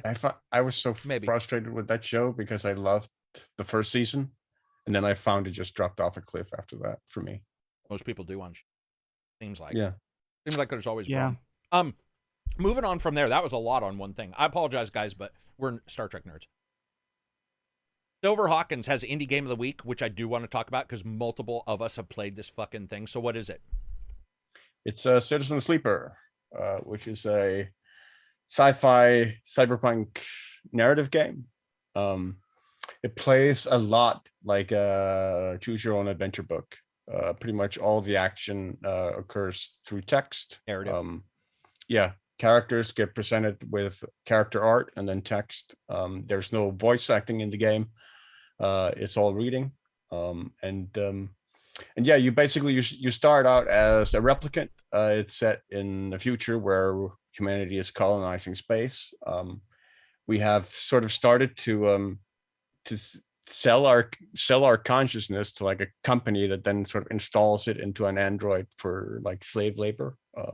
And you're one of these replicants with an implanted human consciousness in your body. And you break free and you have to sort of try and create a life for yourself on a space station out in space. Time is run in these sort of cycles where you start the day with a couple of dice rolls through 1 through 6, and then you can use these values to assign them to different tasks. And the higher value you have, the greater the likelihood for a positive outcome on whatever the task is. So you might want to think the lower values on your dice are going to be useless, but they can actually be used for hacking tasks toward the end of the day, where you hack to investigate stuff and get clues and stuff, where successes are not determined by how high the value of the number you assign is. It's determined by matching the values to a value that you need to break through the code. I really like it so far. Writing, I think, is very good for a science fiction game. It's a lot better, like in terms of like how it addresses themes like humanity, life, AI. It's a lot more interesting than Detroit Become Human. It is it's a lot more subtle. I'm really enjoying the soundtrack as well, like just the main theme of the game. Really, really simple. It has a really, really simple motif, but it's really, really appealing to listen to. I find it quite moving. It's really good. I don't think the writing is quite as sharp as Norco, but it's also more conventional science fiction than Norco is. Like I think those two games are similar in a lot of ways, but I think certainly Citizen Sleeper is a lot more conventional. There are some really fascinating characters in it, and yeah, like I said, writing is good so far. I haven't completed a full cycle yet. I'm finding it somewhat easy though. Like I think you learn quite quickly, at least if you've played a lot of games. You quickly learn how to optimize the cycle of your day and how to optimize like numbers to tasks in order to breeze through them fairly easily. So I don't think there's a whole lot of challenge to the game. How much is it? But that's not necessarily. I mean, it's on Game Pass, but ignoring the Game Pass. $20, and yeah, it is on Game Pass. Yeah, I liked what I played. It is available on multiple platforms. Looks awesome. If you're a cyberpunk freak, it's sort of got a bit of that, a little bit of the futuristic stuff. I thought it was pretty easy to parse, but yeah, lots of reading. Abzi, did you play much of it? Yeah, it gave me, like, right off the bat, it kind of gave me a little bit of Disco Elysium vibes. Mm-hmm. Obviously, everything is done through text and like dice rolls, but once you start, it's just the intro where it's like, okay, everything fucking hurts. Where the fuck am I? Why does everything hurt? I want to get some answers. And it's kind of like the same introduction to Disco Elysium where it's like, well, fuck me, like everything just is trying to kill me. But it's very cool. I like that side of cyberpunk where it's more grim and it's less like cringe. Because I don't know, I find a lot of like cyberpunk dialogue, especially in 2077, like cringe. And this one was more I don't know, more sophisticated, I think. Yeah. Also, so Reg and I do choice of games, which are these choose your own adventures. If anybody doesn't follow, and I do. I think I do probably more than him, but I like visual novels a lot, and some mini adventure games. And I got to tell you guys, if you guys like, if you guys don't know what D&D is, but just sort of want to play D&D, this game is very close because the dice rolling and assigning. It makes it pretty easy to understand, but there's also the fluidity of something going wrong or what have you, but there's at the same time sort of making choices. It's almost a step above it is a step above a visual novel because you have chance. Yeah, it's more like a tabletop RPG in that way. But it's like correct. Light, you know? And, yeah. If you're a fan of that kind of stuff, man, Game Pass, man, you can. Well, for $20, I think it's worth it. But if you don't want to spend $20 and you have Game Pass, it is well worth checking out if you've ever been interested in Lone Wolf, choose your own adventure books, visual novels, but with some chance. It is slower than a Telltale game because the movement's not there. I think that's the one thing that. Yeah, there are no animations in that way. Yeah. But I thought, I think it's like one of those games that you could play a couple times and it's got enough choice that if you did go back, you wouldn't feel like it's all. You know how some games, Telltale does this, in fact. Where sometimes you play a Telltale once and you know that some of the choices are going to be different, but a lot of them are going to get you to point B no matter what. Like, yeah, but you might have a blue shoe on instead of a red one. Where this one, that happens, but there's enough weird stuff. And the rolls, I think, causes you to be like, oh, well, maybe what happens if I totally fail this versus like, will I be able to move? There's something about that, again, that's a little bit more RPG. People should check it out.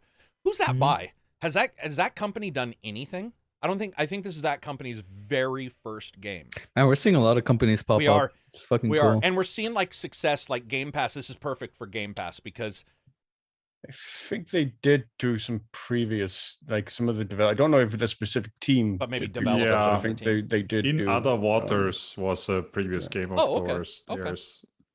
Yeah, we are seeing a lot of these sort of side ones come up. So that it's a good indie game. I think everybody, I haven't heard anybody complain about it yet.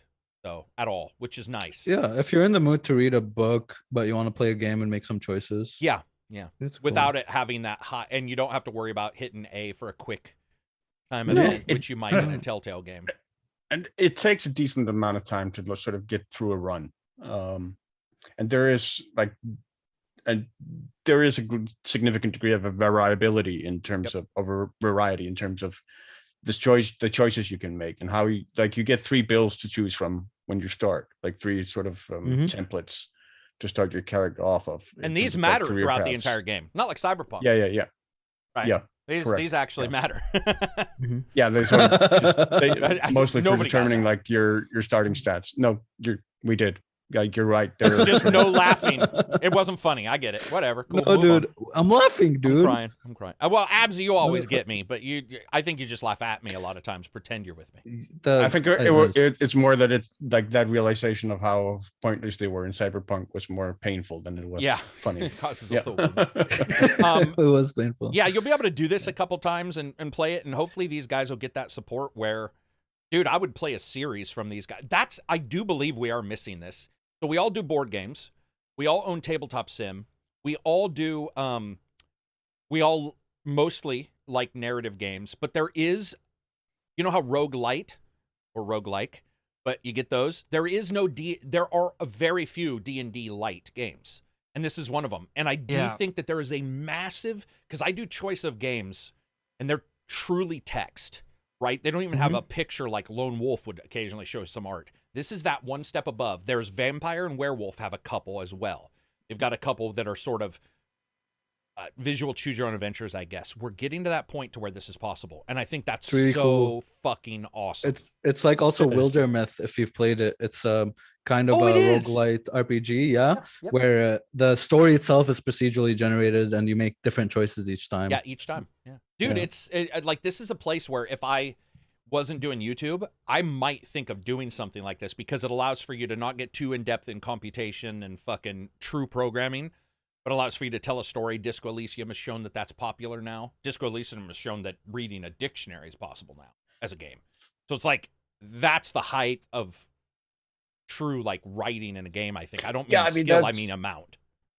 I mean, to be honest, I talked about that on the podcast last week, but that's what excites me probably more about gaming today than anything else. Is just the scope of sort of what's been shown to be possible for the mass market, from Disco Elysium to now Elden Ring, and the success that they've seen, where in the old days, like you pitch those games to a studio like Activision or EA or whatever, and there was that's never going to work.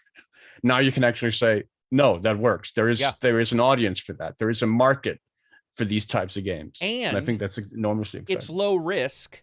And I think you would see a massive increase in purchasers if you did put a tiny bit of money in art. And though this game looks awesome, what I'm saying is that if you do put a tiny bit, I know some people look at a choice of game and see all text and be like, It's strange how one or two pictures can cause you to be like, okay, or if you guys have done the Fantasy Lands RPGs on Steam, Fantasy Lands, I believe is what they're called. They have a full map.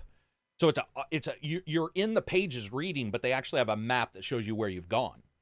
And it's almost an open world RPG where you're doing the choose your own adventure, but you can actually sort of like travel, and it does random encounters as well. That one step above, and then you get somebody who's interested in D&D going, wow, Tabletop Simulator's a thing. And then they go, oh, that's cool, Gloomhaven is a thing.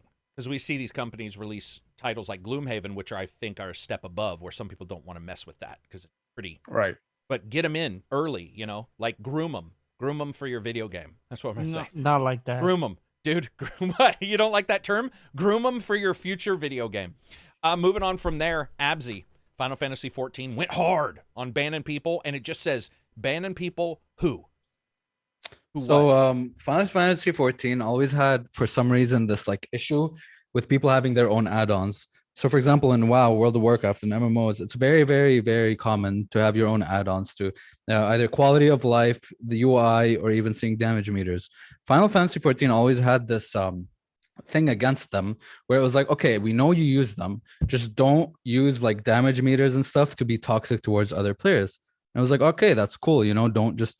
But now they're coming hard on them where it's like they're even banning streamers for using it.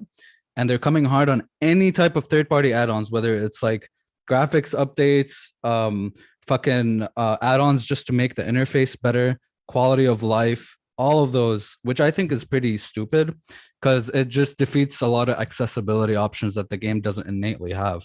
I mean, one stupid example is that you, when you buff your teammates, like let's say you have like a stamina buff or a shield buff or whatever, and you buff a teammate, you see the buff, you just don't know how long the buff is lasting. There's no cooldown number. So I have like an add-on that adds a little number under there just to show me the cooldown, so I don't have to like hover over and click to see my cooldown. Like stupid quality of life stuff like that shouldn't fucking be bannable offenses. And I think add-ons and having those accessibility options to play the game you want to play, I think is very important in MMOs like that. They don't want you to say you're not wearing the right armor, because I can tell. What do you mean? You said caustic or toxic to others. They don't want you to be able to see somebody's doing lower damage. They didn't want you to be able to be toxic towards other players based on the third-party software that you use to see damage numbers. How like would saying you be like, toxic oh, this is what I'm asking. it's like, oh, motherfucker, you're not doing your rotation well, motherfucker, gotcha. you're not doing enough damage. Like, holy shit. And that was fine. Like, don't be toxic to other players. But it's like, dude, let me use interface add-ons. I mean, they're not going to catch you unless you're a streamer. But let me use my interface add-ons for accessibility, and let me don't just let people do their thing. I mean, it's not like it doesn't break the game. There are some stuff you could cheat with. Obviously, those should be bannable right away, like modifying packets and doing shit. But man, just allowing me to, like, there's this huge thing. It's called simple tweaks, and there's like an FFXIV like quick launcher that has a ton of accessibility options not in the game, and more readability, seeing your cooldowns better, because the game does it poorly. Like, let me use these add-ons that people put time in to work for people to play. I think it's just stupid, honestly. And there's an accessibility angle as well, Abzi, where a lot of the stuff in game is hard to see sometimes, like mechanics. So like, don't stand and shit, all this type of mechanics. And sometimes it's like actually very difficult to see for some people, whether it's you're colorblind or, maybe you don't like, you're not good at spotting that kind of stuff. And so there are these third-party things that will even tell you, like in voice, like stack. So everybody has to stack, right? Or like helps you read what the game is telling you with like voice, which I think is great. I mean, it doesn't play the game really for cheating. You. It's not. Just, it's kind of helping you read what the game is telling you, which I think is dope.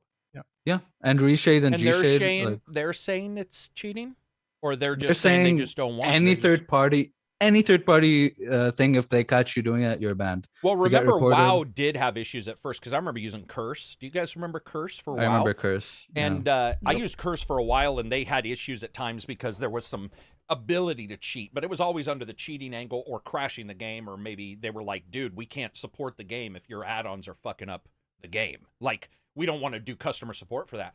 For me, I think all this stuff, audible stuff, that seems pretty legit to be able to say, because there's so much on an MMO. Have you ever watch somebody stream it? It's fucking ridiculous, man. It's crazy. Yeah. And so the idea of just being like stack, I don't know in that term what you're talking about, but if it's just like, if it's telling you to stack because you need to, I don't see any negative. Yeah. Like in an MMO, tell you to not do if that. there's a big attack and the whole team needs to like stand together to like tank it together, or the person will die. Does that make sense? But I got a question. Don't some guilds use stuff to communicate to multiple people to take down an enemy? I mean, yes. So that's the next thing. So they say don't use any third-party add-ons that would help you in the game in any way. But if you think about it, any third-party software, it's like Discord's third-party, and communication between your guild been misused. And communication between your guild is very important, and it helps you with raids and stuff. So what is that a bannable offense now? It's like they just blanket everything, and it's like, well, you're just going to be banned if you use third party. It's like, well, dude, it's just not. It's not. I don't know their reasoning. It's yeah. And they can't see it. What you're saying is they're really just going after people they're seeing stream it, and they're saying, please, or who get like reported and stuff like that. I mean. And streamers does ESO have add-ons, Reg? Yeah. Are they official? Or fully supported in menu? There's no issue. I think most games support these, because I know KOTOR at one time did online. The online KOTOR, I was name it the wrong thing, but you get my drift. Personally, it doesn't make a lot of. It seems to me like there's a worry somewhere else that they're not saying. Are they worried that maybe there's something client side? Because remember, we did see this with New World, where somebody was able to crash games by making your PC grab a icon. Oh yeah, that was so right. Bad. Remember that that shit? Terrible. And then they were hiring people to say it wasn't happening. Like they were literally telling other people on social media say it was happening when it was. Basic gist I got from the message was we couldn't possibly review all the add-ons because there's so many to like make a whitelist or something like that. So we're just banning all of them. We're just banning them all. It's just bullshit, honestly. I don't like. I mean, spoofing and like using like packet add-ons to be able to triple weave between two GCDs is very easily detectable. Versus like cheating exploits is very easily detectable versus like fucking a UI plugin for accessibility. Like, come on, dude. But yeah. Here's what I want, and this is not a lie. I want a game, an MMO, that like highlights the character red when they're hurt instead of a bar that turns red, because bars are hard to see when there's 35 bars. But like if I'm playing an MMO and one of you guys is like flashing red, I would love that, because then I'd be like, oh, he needs healed. Because how many times have we run in, and even Back for Blood, by the way, you'd run in Back for Blood, who needs healing? You're like, wouldn't I be able to look at you and notice that your throat was slit and go, that guy probably needs healing? But the game doesn't show you damage ever on those guys. So you have to look, they have to say, blah, blah, blah. So the idea of having a plugin that would like flash a guy, you know, a color on somebody, blah, blah, blah, that to me seems to be a positive for the game. As in the game would get more people who would be able to look at that and say, I can use this to see this. I can use that to see that. I can, that to me is awesome. Even if you said, hey, we're not going to let you highlight that they're out of ammo or something, because you can't see it, but we're going to allow you to highlight the stuff that you would be able to see. Dude, that's pretty stupid. It feels to me like they're hiding something. I mean, I get the whitelist thing, but it feels to me like maybe there's something. Plus, the lighting in the game looks trash. You're telling me I can't use G-Shade to make the shaders look better? Here's honestly, the thing. I mean, they are a Japanese company. Looking at Sony and their mod support, I think they're just control freaks. Yeah, they're just control freaks. They're old school. I was gonna say, I don't know. I totally agree that all the shade, G shade is a new one, I guess. I don't know what G shade, but the typical R shade that I use and all the reshaders. I think G-Shade is like a limited version that's multiplayer. Oh, acceptable, right? G-Shade is made for Final Fantasy. So, okay, so you have these shader programs. I do see that there might be a worry that the script hook can do others. I definitely have seen GTA have that issue. We hear cheaters. So I do see the idea of that. But remember that NVIDIA has their own shaders. So then let people figure out a way to let NVIDIA... I think the whole thing's just idiotic, man. No, it is, but I'm saying if you worked past it, why not have a Final Fantasy NVIDIA shader where NVIDIA works with the company and says, okay, let's shade a couple things, because they can do that. They can do that. If you don't want reshade, especially because NVIDIA just opened up their shaders. I don't know if you guys saw that, but NVIDIA did allow for some R shaders to go in. Oh, nice. Yeah, they allowed for a couple. It's interesting stuff, man. I didn't know that. Seems to me like you would just want that. And the audio, I love the idea of audio. Guys, man. Dude, I had that shit's awesome. Yeah. Yeah. Like I had from G-Shade, obviously accessibility options, making my UI look better. What if somebody goes down, and sometimes you'll hear somebody say down in a game, but it would be amazing, and you can do this, by the way, voice attack. There's things you can do, but to be like, Absy's down 50 yards to the north or whatever, to me, that makes me want to play the game. Like that to me is like, oh fuck, that's so cool, because I could you can have all these things. I just shot Silver in the ass in Arma. Don't shoot Silver in the ass in Arma. I just don't know why you would. The thing that like boggles my mind is that these people are working for free for other people's benefits. These people are coding. These people are coding and doing their due diligence and work for other people and accessibility, and they're cracking down and saying, no, this is trash, you shouldn't do this. And it's just, I hate that stuff, man. You know what? It may change, because we did see WoW do it. We did. WoW in the beginning. I had to live through that. So I'll just say I hope that they switch it, because dude, it is. They were just less. It takes them a long time. Yeah, but they were less like adamant about it than now all of a sudden. And I think it's because of the latest like world race or whatever.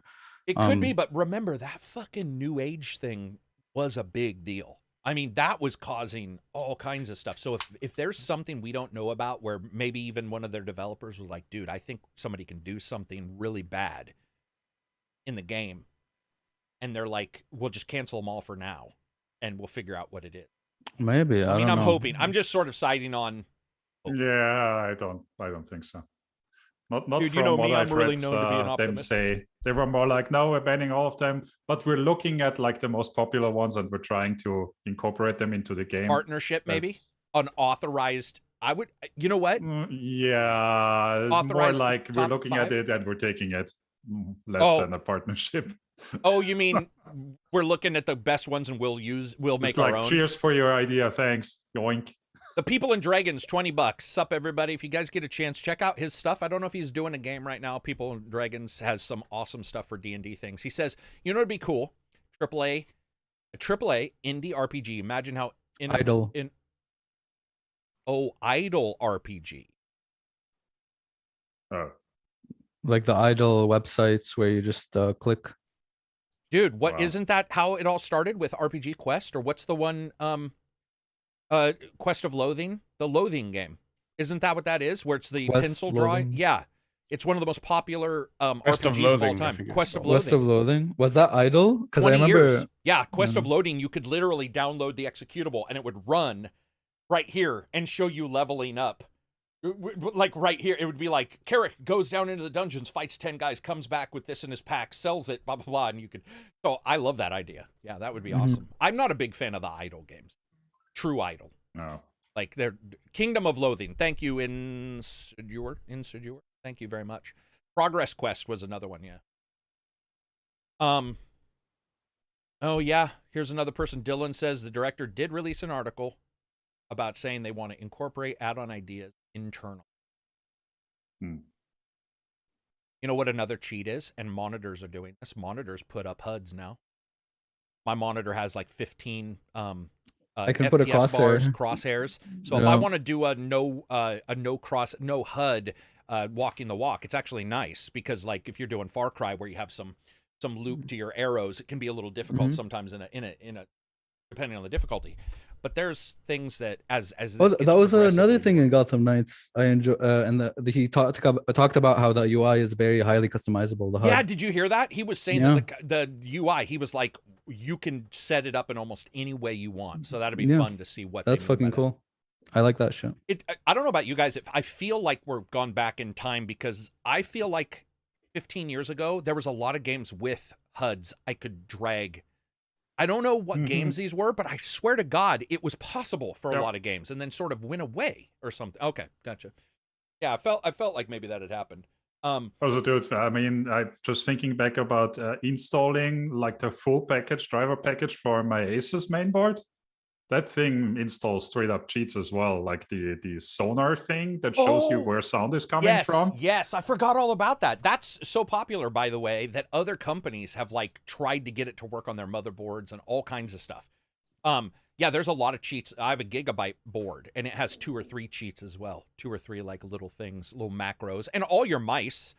That's another thing. If we're saying we can't use all this, but you have keyboards with LCD screens, right? Like I have Johnny's got a push button. What is that? Elgato. I've got a loop deck. We've got all these things that do thousands of macros and shit, and like those to me are way more cheating. By the way, I mean, dude, a macro where I can just be like, you press one button and it does your whole rotation. Not only that, does a rotation. The loop deck macro is so good that you can tell it to track how long you've pressed down the gun. Fire at full auto, it will reload at the last bullet for you. And it can do recoil management for you. It'll do Nice. The loop deck is nuts. I bought the loop deck and it's got it's full everything. I mean, it does it'll open up window shit. So like I could push a button, it'll open up a game guide for the window to a certain page. The amount of shit you can do on the loop deck is phenomenal. And I was looking at that, those are cheats. I mean, not cheats because I'm doing single player, but if you were MMO and you have an auto reload, time to reload in Gears, let's say, because Gears has time. Yeah, if you set time that shortcuts. Up, if you set or the other one I saw, something that like cancels out the drag of the weapon. Yes. Or something dude, like and those are big. recoil control. The recoil control, those are big, and there are mice that have that now. And it's so those are the real ones. Not. I mean, a lot of people went to CS:GO tournaments and they installed cheats within their mouse. That's how because they bring their own mouse and they can cheat through their own mouse. Right. Well, yeah, and with mice programs, I've seen some programs for mice that are I have a Chinese one, Chinese mouse. My Logitech died, and I got this one Perfect. like a Zukaru. Yeah, it's probably hacking everything, but it's got 18 buttons, 15 radial, microphones built in. 50 microphones. Yeah. It knows exactly what porn I watch. But one of the cool things about it is it has stuff like it will do all the timed button presses. But I mean, that means you could technically fire, have it do an auto reload, and throw a grenade and duck, all with one button, or just a timer. Like that's cheating. If that's the way you want to play, like that is at that point you're not pressing 9 buttons. Yeah, you're just it's got a timer. Like that's pretty crazy. Go ahead. What were you gonna say? Oh, was somebody gonna say something? I wanted to cover free games. I forgot. Right. So Reg, what free games do we have? And then we got to do updates, which is huge. And then we got to do questions. So go ahead. Wow. Yeah. All right. So free for everyone, totally free on the Epic Game Store. Jotun and Prey. Those are the 2 free games. Nice. Onto subscription stuff, we have PC Game Pass that has Danganronpa 2 Goodbye Despair Anniversary Edition, Ayuden Chronicle Rising, and This War of Mine. Xbox Game Pass for console has the same games, plus NHL 22. Xbox games with gold has The Inner World, The Last Wind Monk, and Viva Pinata Party Animals. And that's the end of the list. Oh, a short one. But Prey's on there, so it's worth it. Prey, I think everybody's played that by now. Every time I tell people to play that Prey. rings a bell as well. Yep. Not sure. That's I think the boss boss rush Battler. game. Boss. Oh yeah. Your turn as well. Marco said, I just got home from London, playing around with a $100 Android handheld. Crazy all the emulation game streaming. Something so cheap. Yeah, it's funny you mention that, Marco. I have a couple really cheap tablets that I was using for PDF, but because Xbox streaming is remote, and so is GeForce, I was playing on those, and they look like fucking $600 handhelds. Like, it is pretty nuts. They just don't have the buttons, which is a big... Oh, Reg, I was going to tell you, I did get these, which are the... you put them around on your tablet, and they actually press buttons on the front. So I have triggers now. So you can actually, instead of... I was like, is that a can opener? No. What's happening? So instead of taking your finger off of the touch to hit trigger, you now have triggers. And they actually make they make the tablet 10 times more comfortable to hold. Because tablets are just that thin square, and these are like full-on grips for $15, and they work amazing. Yo, that's a great idea. Dude, so it's the awesome. buttons on the side, right? That you would tap. Yeah, you can move the buttons on any of the, fake front ends, and then what this does is it slides over, tightens down, and then when you press a becomes button, almost an arcade where you're like... Yep. Oh, no, it plays just like a control. I mean, the only thing is your thumbs are still using the mobiles, but because you can move and hold everything, you don't have to use your finger for anything. And there's other ones that do the front face buttons on the back too. Like it's pretty insane. And they're cheap. Like I said, $15 for 2, one for each side. And they make the tablet, I play a lot of tablet stuff. Make the tablet easier to hold. Karak, is your Xbox live streaming still at low res? Yes, it's terrible. So it's funny you mention that, man. It's so bad. I'm doing a lot of GeForce. I don't know what's wrong. I have no clue what's wrong. I fucked around with my tablet. I thought it was the tablet. I thought it's obviously way lower than it was, to the point to where Wasteland 3 looks horrendous. Like Alias and grass doesn't look like grass. I have no clue what happened, but one of these days I'll jump back and sort of. Abzi, we have a huge list of updates, right? Hell yeah, dude. Yeah, we do. You want to hear them? Yeah, no, I do. How bad do you want it? Okay. Sorry, I don't know. Why do you have to make it weird, man? I'm not making it weird, wow. man. Yeah, that's his thing. Okay, gets me. Rocket League. Am I starting with Rocket League? I'm starting with Rocket League. Rocket League got an update. Voice chat is now available on all platforms, and it's fully cross-platform, so you can have voice chat with other people and other platforms. And they came out with bug fixes. Dead by Daylight came out with bug fixes. Apex Legends has a new character called Newcastle, and also added balance updates. Grounded got updated hugely. Very big update for Grounded. New base defense modes, new collectibles, new features and crafting, new items to craft, bunch of quality of life improvements, and they change a bunch of you can change a bunch of custom game settings like mid game, like a bunch of like parameters and stuff, like how often you get hungry, how often whatever the fuck, you know. Balance updates as well for Grounded. Core Keeper got balance updates and bug fixes. Core Keeper is like a 2D Minecraft type thing. Payday 2 got updated, update number 221. Wow, that game's been out for a while. It has, dude. It has. McShay Weapon Pack DLC. It's a DLC with new weapons for $5. Very positive reviews though.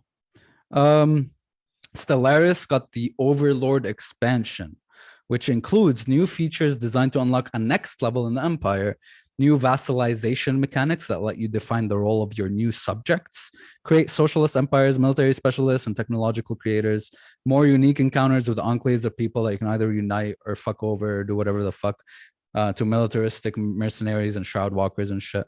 5 new origins to lord over, new origin species, you know? Where the fuck this People list haven't been too happy with it. Some people haven't. Some people have. A lot of like news outlets and shit like it.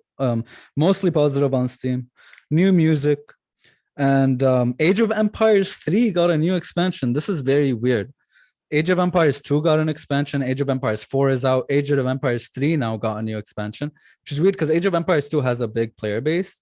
Age of Empires 3 just has like 2,000 people, but there's a new expansion that adds 2 new civilizations, Malta and Italy, and a brand new tycoon game mode, which honestly interests me because it focuses on economic superiority over military domination. So it's more of like a peaceful type of game where you just have to win by economic superiority. And the first ever, doggy, that's such a cute dog. It was a good boy. It was a good boy. Okay, and the first ever historical maps, 8 new maps that are historically accurate. Dying Light 2's first story DLC got delayed to September. I saw that, yeah. Deliver Us the Moon has a next-gen release on June 23rd. Totally Accurate Battle Simulator is coming to the Nintendo Switch in the summer. Rainbow Six Extraction got a new event called Nightmare Fog Crisis, which is pretty fucking cool. Listen to this.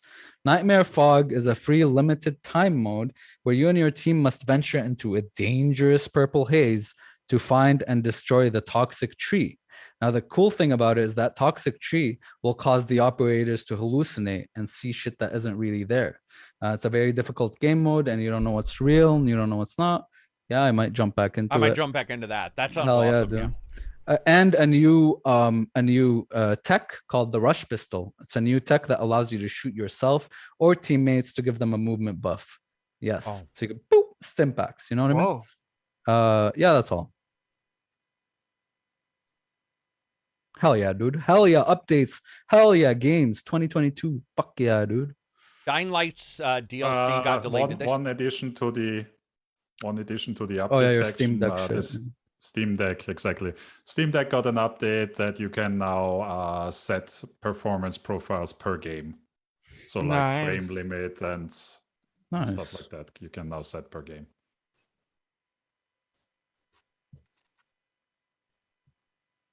What was I gonna say?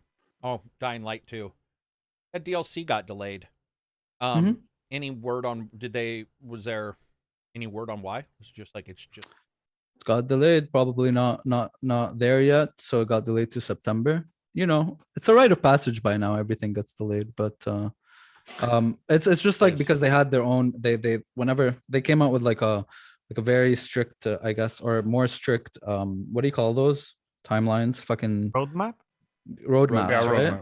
So yeah, they're like, no, we're not there yet. So the first DLC will come in September. I mean, my assumption is that it's what's happened to a lot of developers, which is they've had to spend more time problem solving, like fixing the release of the game than they originally expected. Than they did, like putting priorities there rather than on the DLC. Like the same thing has sort of happened with Warhammer 3, which also sort of released its roadmap here like a couple of weeks ago, which was not well received because the timeline on it is pretty lengthy for some of the stuff that was promised, like the Immortal Empires campaign, which looks to be coming around, a beta of it looks to be coming around July or August, which a lot of people are not happy with.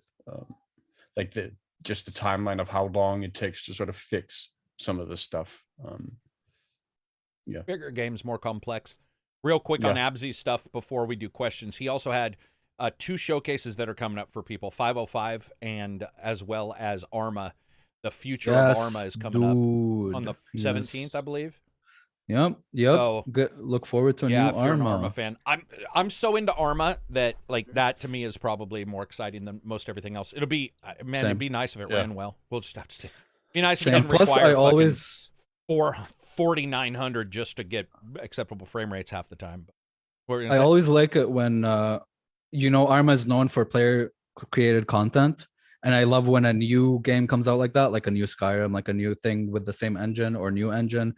It's just a more another stream of more content to come in with, because people are awesome, man. People are awesome. They do cool shit.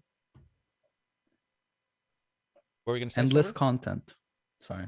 Oh, I thought Silver was going to add something. Yeah, no, that is, and now it's a better skeleton for them to build. I did think that they said this was a whole new engine. For this new Arma, I'm pretty sure it's like so we'll have to see if their scripting is the same. Personally, I love their basic level of scripting. That means a random person can fucking do, like me. Yeah, if I can do it. Yeah, and if I can do it, yeah, same with me. Just go in there and adjust some randoms and have a game that you can play a mission all day long without ever having the same experience. Like that to me is the height of modability. I know that there are amazing mods out there that add VR to a 3D game, but to me, something about a normal person who's playing the campaign and is like, oh wait, I can make a mission and just adjust the drop point to these guys to be super wide so they're never in the same spot. Adjust the chance of this weapon dropping instead of 100%, 50%. So you're running, oh, there's no weapons there. Oh, maybe there's the other, and it's unlimited. It's true sandbox modding at a quick speed. I love that shit. Yeah. Dude, we would sit for hours in LAN and we'd be like, all right, all it is you parachute onto an island. That's it. That we both started with the same thing. And we just made levels so fast because you could just be like, there's a chance of a tank here, 50%. Chance of a tank here, 100%. So you knew that tank would be there, but you didn't know if the other way. And so each time you landed, you would have a completely different, it was like sometimes humans dropped, sometimes tanks dropped, and the ability to just fucking turn that around and have amazing, and you built on the skeleton of the AI already knowing what it was supposed to do. Mm-hmm. So it wasn't like you had to do and people espionaging from underwater with fucking scuba scuba suits and shit. Oh, man. It was so good. Johnny, speaking of so good, do we have any questions in the Discord? We actually have one question. One question. But it's a bit of a girthy one. So strap up. Hell yeah. Bridge 4 says, which by the way, that's a reference to a Brandon Sanderson book. Good on you. Bridge 4 says, I enjoyed your discussion a few podcasts ago about Magic the Gathering. Someone mentioned they stopped playing when the cards got too OP, and I totally agree with that assessment. Players are encouraged to play cards that allow little or no interaction. I reacted differently to the card power creep. For the last 2 years, I troll my opponents with no win condition, ultra control cards. These are decks with no way to win except survive long enough with your opponent to draw their entire library of 60 cards, one turn at a time. Once they have done so, they lose the game because they have no more cards to draw. So he goes on to say, also, I do not use cards that speed up that process, one turn, one draw. I find it so much more fun because I'm super irritated by players who just want to load up their battleships with cards, don't allow fair interactions with them. So I have adapted to the OP card design choices by making the game painfully slow and frustrating. It makes me curious though, and here's the question. In what, if any, games do the podcast members troll other players and how? 0. Elden Ring. I mean, for tabletop games specifically, this one is probably infamous among some members of the Discord. But when we played Secret Hitler, not so Secret Hitler, in Tabletop Simulator, I would always play the fascist, regardless of whether I was a fascist or not. Which it's not really in line with the rules of the game, but I just found it funny, especially because it drove one particular player a bit crazy. Sorry, Moon. But yeah, I found it funny to do that. Yeah, I don't. Yeah, because troll, it's like Not only do I not troll, I don't even. I mean, I will take advantage of what I have, but yeah, I don't. I'm just not that kind. I mean, in Elden Ring, when you play in co-op, you're susceptible to invasions, right? So I would troll the invaders because they're coming. So we would like stealth in like a mimic tier. So we would look like a a statue or a tree or whatever, and then they'd be like walking around. We just come Well, out that's and not I a just troll. blast them. It's trolly. It's funny. It's trolly. I don't think like... that's trolly. I don't think that's trolly. They're invading you, and you're just saying that you turn into a statue to either surprise them or they can't find you. I guess it's not trolly. Yeah, it's just funny. I guess so. It's not really I think, trolling. in fact, I think that's a strategy. That's a strategy that goes directly in hand with somebody invading you. I don't find that troll. I guess my idea of troll is more on purpose impacting somebody else's game. Oh, I got one. Oh, sorry, go on. No, go ahead. Well, I was gonna say, like, I remember playing Neo with a friend, and I would do stuff. I think Neo 2, I believe. Okay. And we did do something where I knew there was a huge boulder there, and I didn't tell him, right? And I kind of led him on, right, knowing full well what was gonna happen. And then he gets hit by the boulder, and another friend did the same. So this kind of like friendly kind of banter stuff in games. I joke around, but I think a troll, to me, it's almost, the word sounds long. Troll is like over time, like whittling somebody away, and I'm not sure. There was also a time when I played Dungeons and Dragons with Lemon Streak, my best friend, and Lemon Streak would always play Elven Ranger in our D&D games, always. And this time I played a dwarf warrior. And so I basically made it sort of a mission to sort of troll his character because of sort of the tension between dwarves and elves. And so I would sort of put like stuff into his boots in camp in the morning. So like the stew from the night before, put that into his boots from when he woke up and stuff. And it would just piss Lemon off every single time. I would just do like little stuff to sort of bully him over time. Yeah, but that was sort of based in a place of RP in a way, but it was also based in a way of just messing with him outside of the game as well. Reg, do you do this? No, I was the only thing I can think of is telling people to listen to the X-Files audiobook. Yeah, make them experience something bad, but that's not even that's trolling the Discord. Yeah. Or play Final Fantasy VII Remake. That's a big troll. Ouch. Yeah, man. I don't know. There's something about that. I would never go that low. I'm also much more into co-op stuff. So there isn't really, like the board games I play, the D&D I play. It's about a group. As a GM, even, I'm not at all a fan of, like, I know some GMs who are like, dude, I killed all the players, and I'm like, I don't ever kill a player. You call that was a success? Yeah. The game will kill a player. Mission. The game will kill a player. It's actually my job to make sure that the players get every single thing they get, including if they make a bad decision. But that's way different than saying this room closes and it fills up with water and there's spikes coming down and there's gelatinous cubes and a water weird and you're level 1, and finding that funny.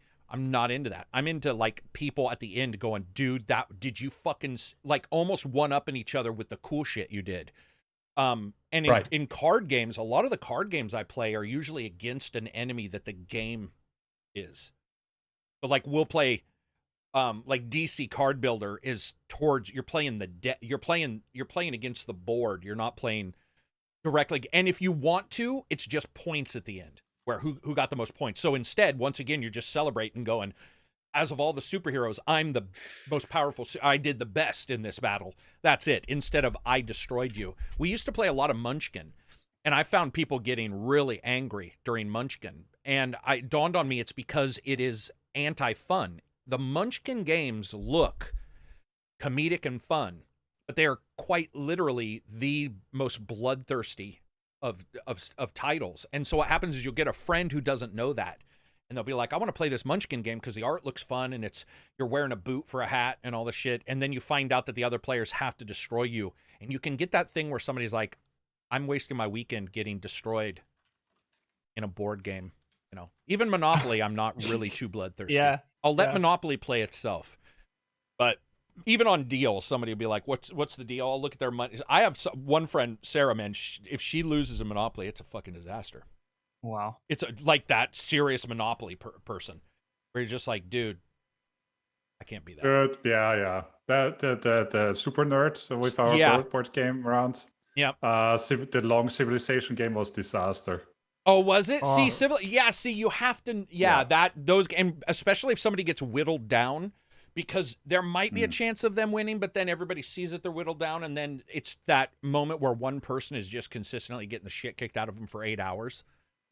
It takes a pretty strong person to have that happen and to enjoy it. And that's a super long game. Dude, I played Twilight Imperium for 2 solid weeks. 2 solid weeks for a single game of Twilight Imperium. Bro. And when we got done, we've done the civilization game, I think, 8 hours, and we were still in the first age. Yeah, Johnny, the Twilight Imperium is so long that the new version is considered short at 14-hour games. Yeah, they're like, it's considered a massive undertaking or a massive improvement. And these games were so long that like people would spend the night, 2 nights, play. They'd go home, come back. The board is still set up on a table. Camp sit it back out. down. Yeah. But they can be fun too because they're about building civilizations, and a lot of times you can find ways for everybody to win in some way. You need to know your group, don't you? You do. It's almost like D&D. You need a good kind of working group. Dude, I have a lot of people who want to play D&D, and I'll be like, man, I would never have you in my game. I would never have you in my game. That's my thing with D&D, and I've never gotten into it. I've never tried it, but my whole thing is like, what if, I go in and now I'm committed for 4 hours and the group dynamic is shit. Dude, that's why I vet that's a players huge thing all of why the time. they fall apart. I vet players all the time. I vet them all the time. Yeah, we'll be like, if it's a joke game, that's one thing.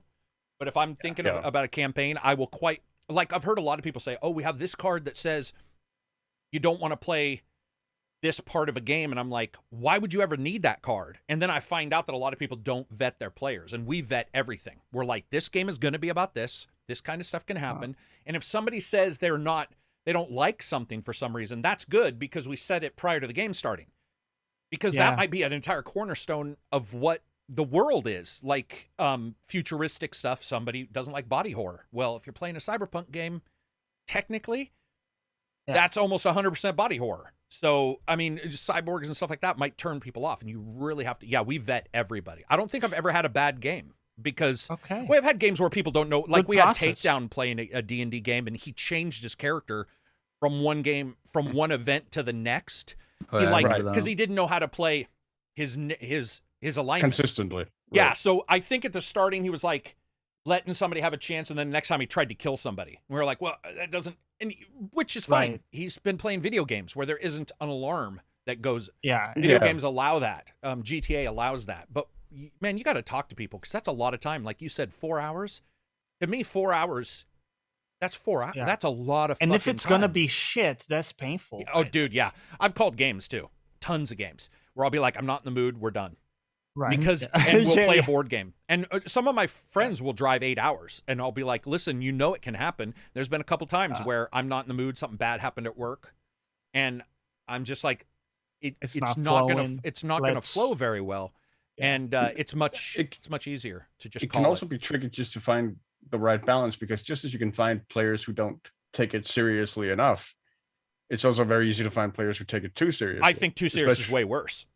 Yeah, I mean, especially in like the role playing community, there's a certain vocal contingent of players where the minute someone breaks character is just that's a crime. Like that's banishment. That's not, and that. To me, is not fun to play with at all, because I mean the entire purpose you're sitting there is for fun. Yeah, I don't know. And then it becomes something else entirely. We played board games with a friend of mine, and him and his wife are antagonistic beyond I mean, that's fucking. That it's sucks. terrible. They're Yeah. totally normal. They play a game, and the first thing he does is just looks at her and destroys her. And destroys her. He knows every rule. So he's like, I'm taking step 1. I'm using this card, which allows me to take your step and your step and your step and your step. I'm going to use all those steps against her.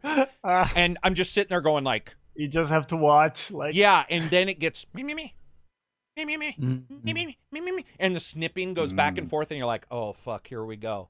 And it's still somewhat fun because after the game, it goes away. But to me, it's like, dude, you turned a game that really isn't supposed to be that. Yeah. Into that. If you were playing a game that is supposed to be that, and everybody agrees, do you know the worst game we ever played? Card. Have you guys ever played Werewolf, or the one where everybody has to guess the council? Oh yeah. Dude. Yep. So all my friends, admittedly, I'm loud, I'm brash. My friends don't like to lie to me. It was terrible. It was the worst game we've ever played because I would be like, "Are you the werewolf?" And my nephew was like, no. And I'd be like, you're the werewolf. And my wife was like, this game's not going to work because I was interrogating people like, what are you right now? And they were like, is he really going to punch me? No, of course not. But I played it that way. And that is a game where that persona did not work. Where we thought it'd work. We were like, this is going to be a blast. This is going to be great. But it wasn't at all. You were just reading people. Dude, it was terrible. Like we played half, maybe a quarter of the game. And after the third, and no one else was going to say, let's not play. I did. I was like, this isn't fair. It doesn't feel right. My wife, and you don't want to lie to people. And then people be like, you lied to me in that game of Werewolf. Do you lie to me? Did you really cheat on me? Wow. They're like, dude, it was a game of Werewolf. I lied to you during that in real life. Yeah. Right. Yeah. Do you guys... I think also with board games, video games are helping because people also, when you don't know the rules, they can be soft. Somebody can feel cheated in a D&D game, where a board game and a video board game are awesome because you can say that's the role. You know what I mean? It's not RPG. It's like Gloomhaven, the board game on a video game is awesome because a person can just be like, we all saw the role. There was no hidden role. This is exactly what you got. I think that's a good starting place. I think there are also like with strategy board games. Sometimes if I can see, I'm not gonna win this. Like for instance, you're playing Scythe, right? And you can tell, I'm way behind, and these two nations are gonna. It's gonna be the winner is gonna be between these two nations. So I can actually I can't win, but I do have the power to sort of affect who wins. Absolutely, I don't see anything wrong. And then you can go and sort of do that instead.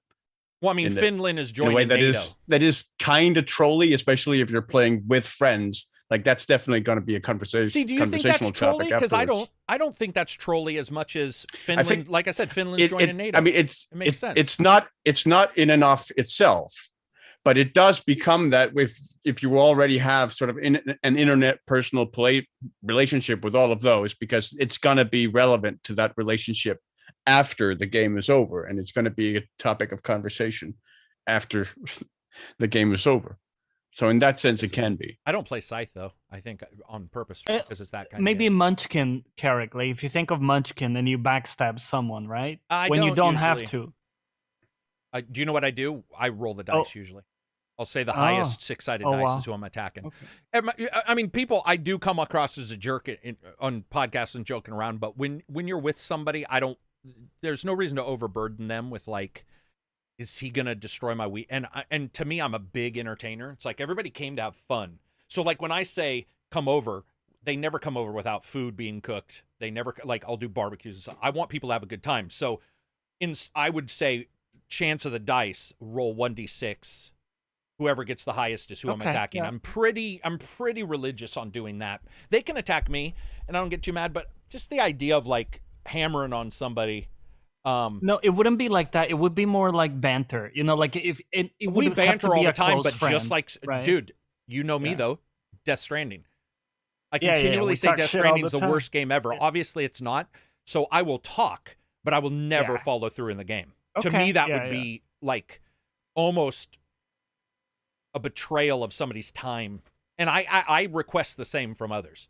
Like my friends, I don't go to a lot of friends' houses because they are a little bit more antagonistic in their games. And so they'll have their board game on the side that's like Scythe or something. Yeah. Where they know it's probably not best to invite him because I won't play to those rules. I won't be that backstab. It depends, I guess, on the game. And if everybody's having a really good time, maybe. But God, that's harsh, man. I don't like games that are long too. When somebody's at 8 hours and they're getting their ass kicked, and they know it's going to be 4 hours of attrition, and you know that, like Silver said, you can turn that around, but it takes a really hard gamer, right, to say, "Oh, I'm dying," but what I'm going to do, right? What I'm going to do is turn this around and like help one of the winners. If I did that, I would probably roll a 1d6 and say, whoever gets the highest, I'm going to help you. And then I would, by that point, then I would completely screw the other player because I feel removed from the choice. So I'd be like, I see what you mean. Yeah, that's Johnny. Don't blame me, blame the dice. Yeah, so that is. I would do that, and I would be a dick about that. If I rolled Johnny and I was like, Johnny and Reg and Silver were playing, and you guys were the end, I would be like, Johnny, you're getting everything. I'm gonna fuck every single thing I can up to those guys. I'm going to help you out in the worst ways for me possible because I want you to win. Yeah, I would do that. It's just, I think it's always different depending on, how you play. But the best thing, guys, is that there's so many options now. Yeah. Dude, Tabletopia. Have you guys checked out Tabletopia? Which is the alternate? Tabletopia has the actual rules in all their games, scripted rules in all their games. So if there's a game on Tabletopia versus Tabletop Sim has much more flexibility, and I like it more. But Tabletopia, you can just say, I want to play a game of Scythe, hit a button, invite your friends, games board set up, boom. All the rules scripted in. Do you have to buy the separate games and stuff? Nope. You buy it's free. You can play 2 to 4 people playing and like 1 to 2 open games at any one time. And then premium is like something else, but you can play so many games. Yeah. And it works on tablet if you cheat and turn the browser on to desktop mode. It sometimes doesn't pick up movements. It depends on which game. But I've been messing around with Tabletopia. I certainly wouldn't. I don't like it as much. Tabletop Simulator. Yeah, I think it's worth it. It's just versatile as fuck, right? I'll take the ding for a few hours to get that thing working because it's so awesome. But Tabletopia, if you want to play a short game without anybody who doesn't know all the controls in Tabletop Sim, where they're like, "Oh, I flipped the table on accident," and shit. Tabletopia doesn't have any of that. Just boom, plays. All the Batman games are there. Nice. All the it's a very cool game. And there's more of those coming out. VR Chat now has a board game like app that works inside of VR Chat. You can just throw a couple board games down. Dude, everything I've ever seen from VR Chat is anime chicks. Yeah. Anime? It's out there. Yeah. It's just unholy stuff. Yeah, dude, you can lock your room. Unholy stuff. You can lock your room. But I mean, sometimes you might not want to. You might want to see the unholy stuff. Do we have anything else before we jettison? Well, I have. Sorry, Absy, go on. Either one. There's which surprisingly, EA was one of the companies to win big at the US Best Places to Work Awards. Apparently, it's a good place to work by a lot of employees. No shit. Yeah. That's interesting. Not what I expected. EA is a great place to work. Imagine that. I don't even know how to take that news. That's weird. What were you going to say, Johnny? What was yours? Well, I had a weird question for you guys. It's a short one this week. Are you ready? It's a bit freaky. I'm never ready. Okay. Let's do this. So here it is. And this is actually kind of spin-off from something that I asked Reg once, so he may kind of remember it or recognize it. But imagine that you live in an underwater society, right? So like think Atlantis or whatever, where it's like fucking people underwater, you have like houses and shit underwater. But would you choose for you to be like top fish or bottom fish? So if you were going to be a mermaid, right? And half of your body is fish, would you be like bottom half like in the movies? Or would you go top half so you still have like your bottom half normal? Dude, that's creepy as shit. It's way creepier. You'd be like a fish head. Feet with a fish head. Okay, let's make it specific. Okay, well, obviously bottom. Hold on, Abs. Let me like just specify, right? So fish head and normal body. Oh, okay, like a minotaur. Like a minotaur, or okay, so and a buff, right? You'd be buff. You'd be like fucking. You'd be ripped. Jason. Okay, here we go. This is getting. Okay, so Jason Statham, fish. Jason Statham. Yeah, or like the mermaid cartoon where like like your bottom is like fish. You don't have a penis. Would we be able to? I don't know what's going on. Would we be able to breathe underwater regardless? Yes. Okay, so either way.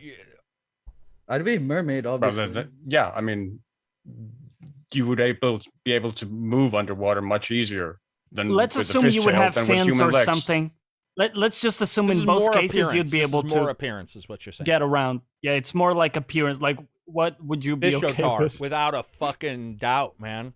And I would do a weird fish like you a would go trout top fish? or a flounder with both my eyes on one side of my head. Oh, I'd be a mermaid. You would, so you'd have a horrible fish head. Yeah, like with gills. smelly fish.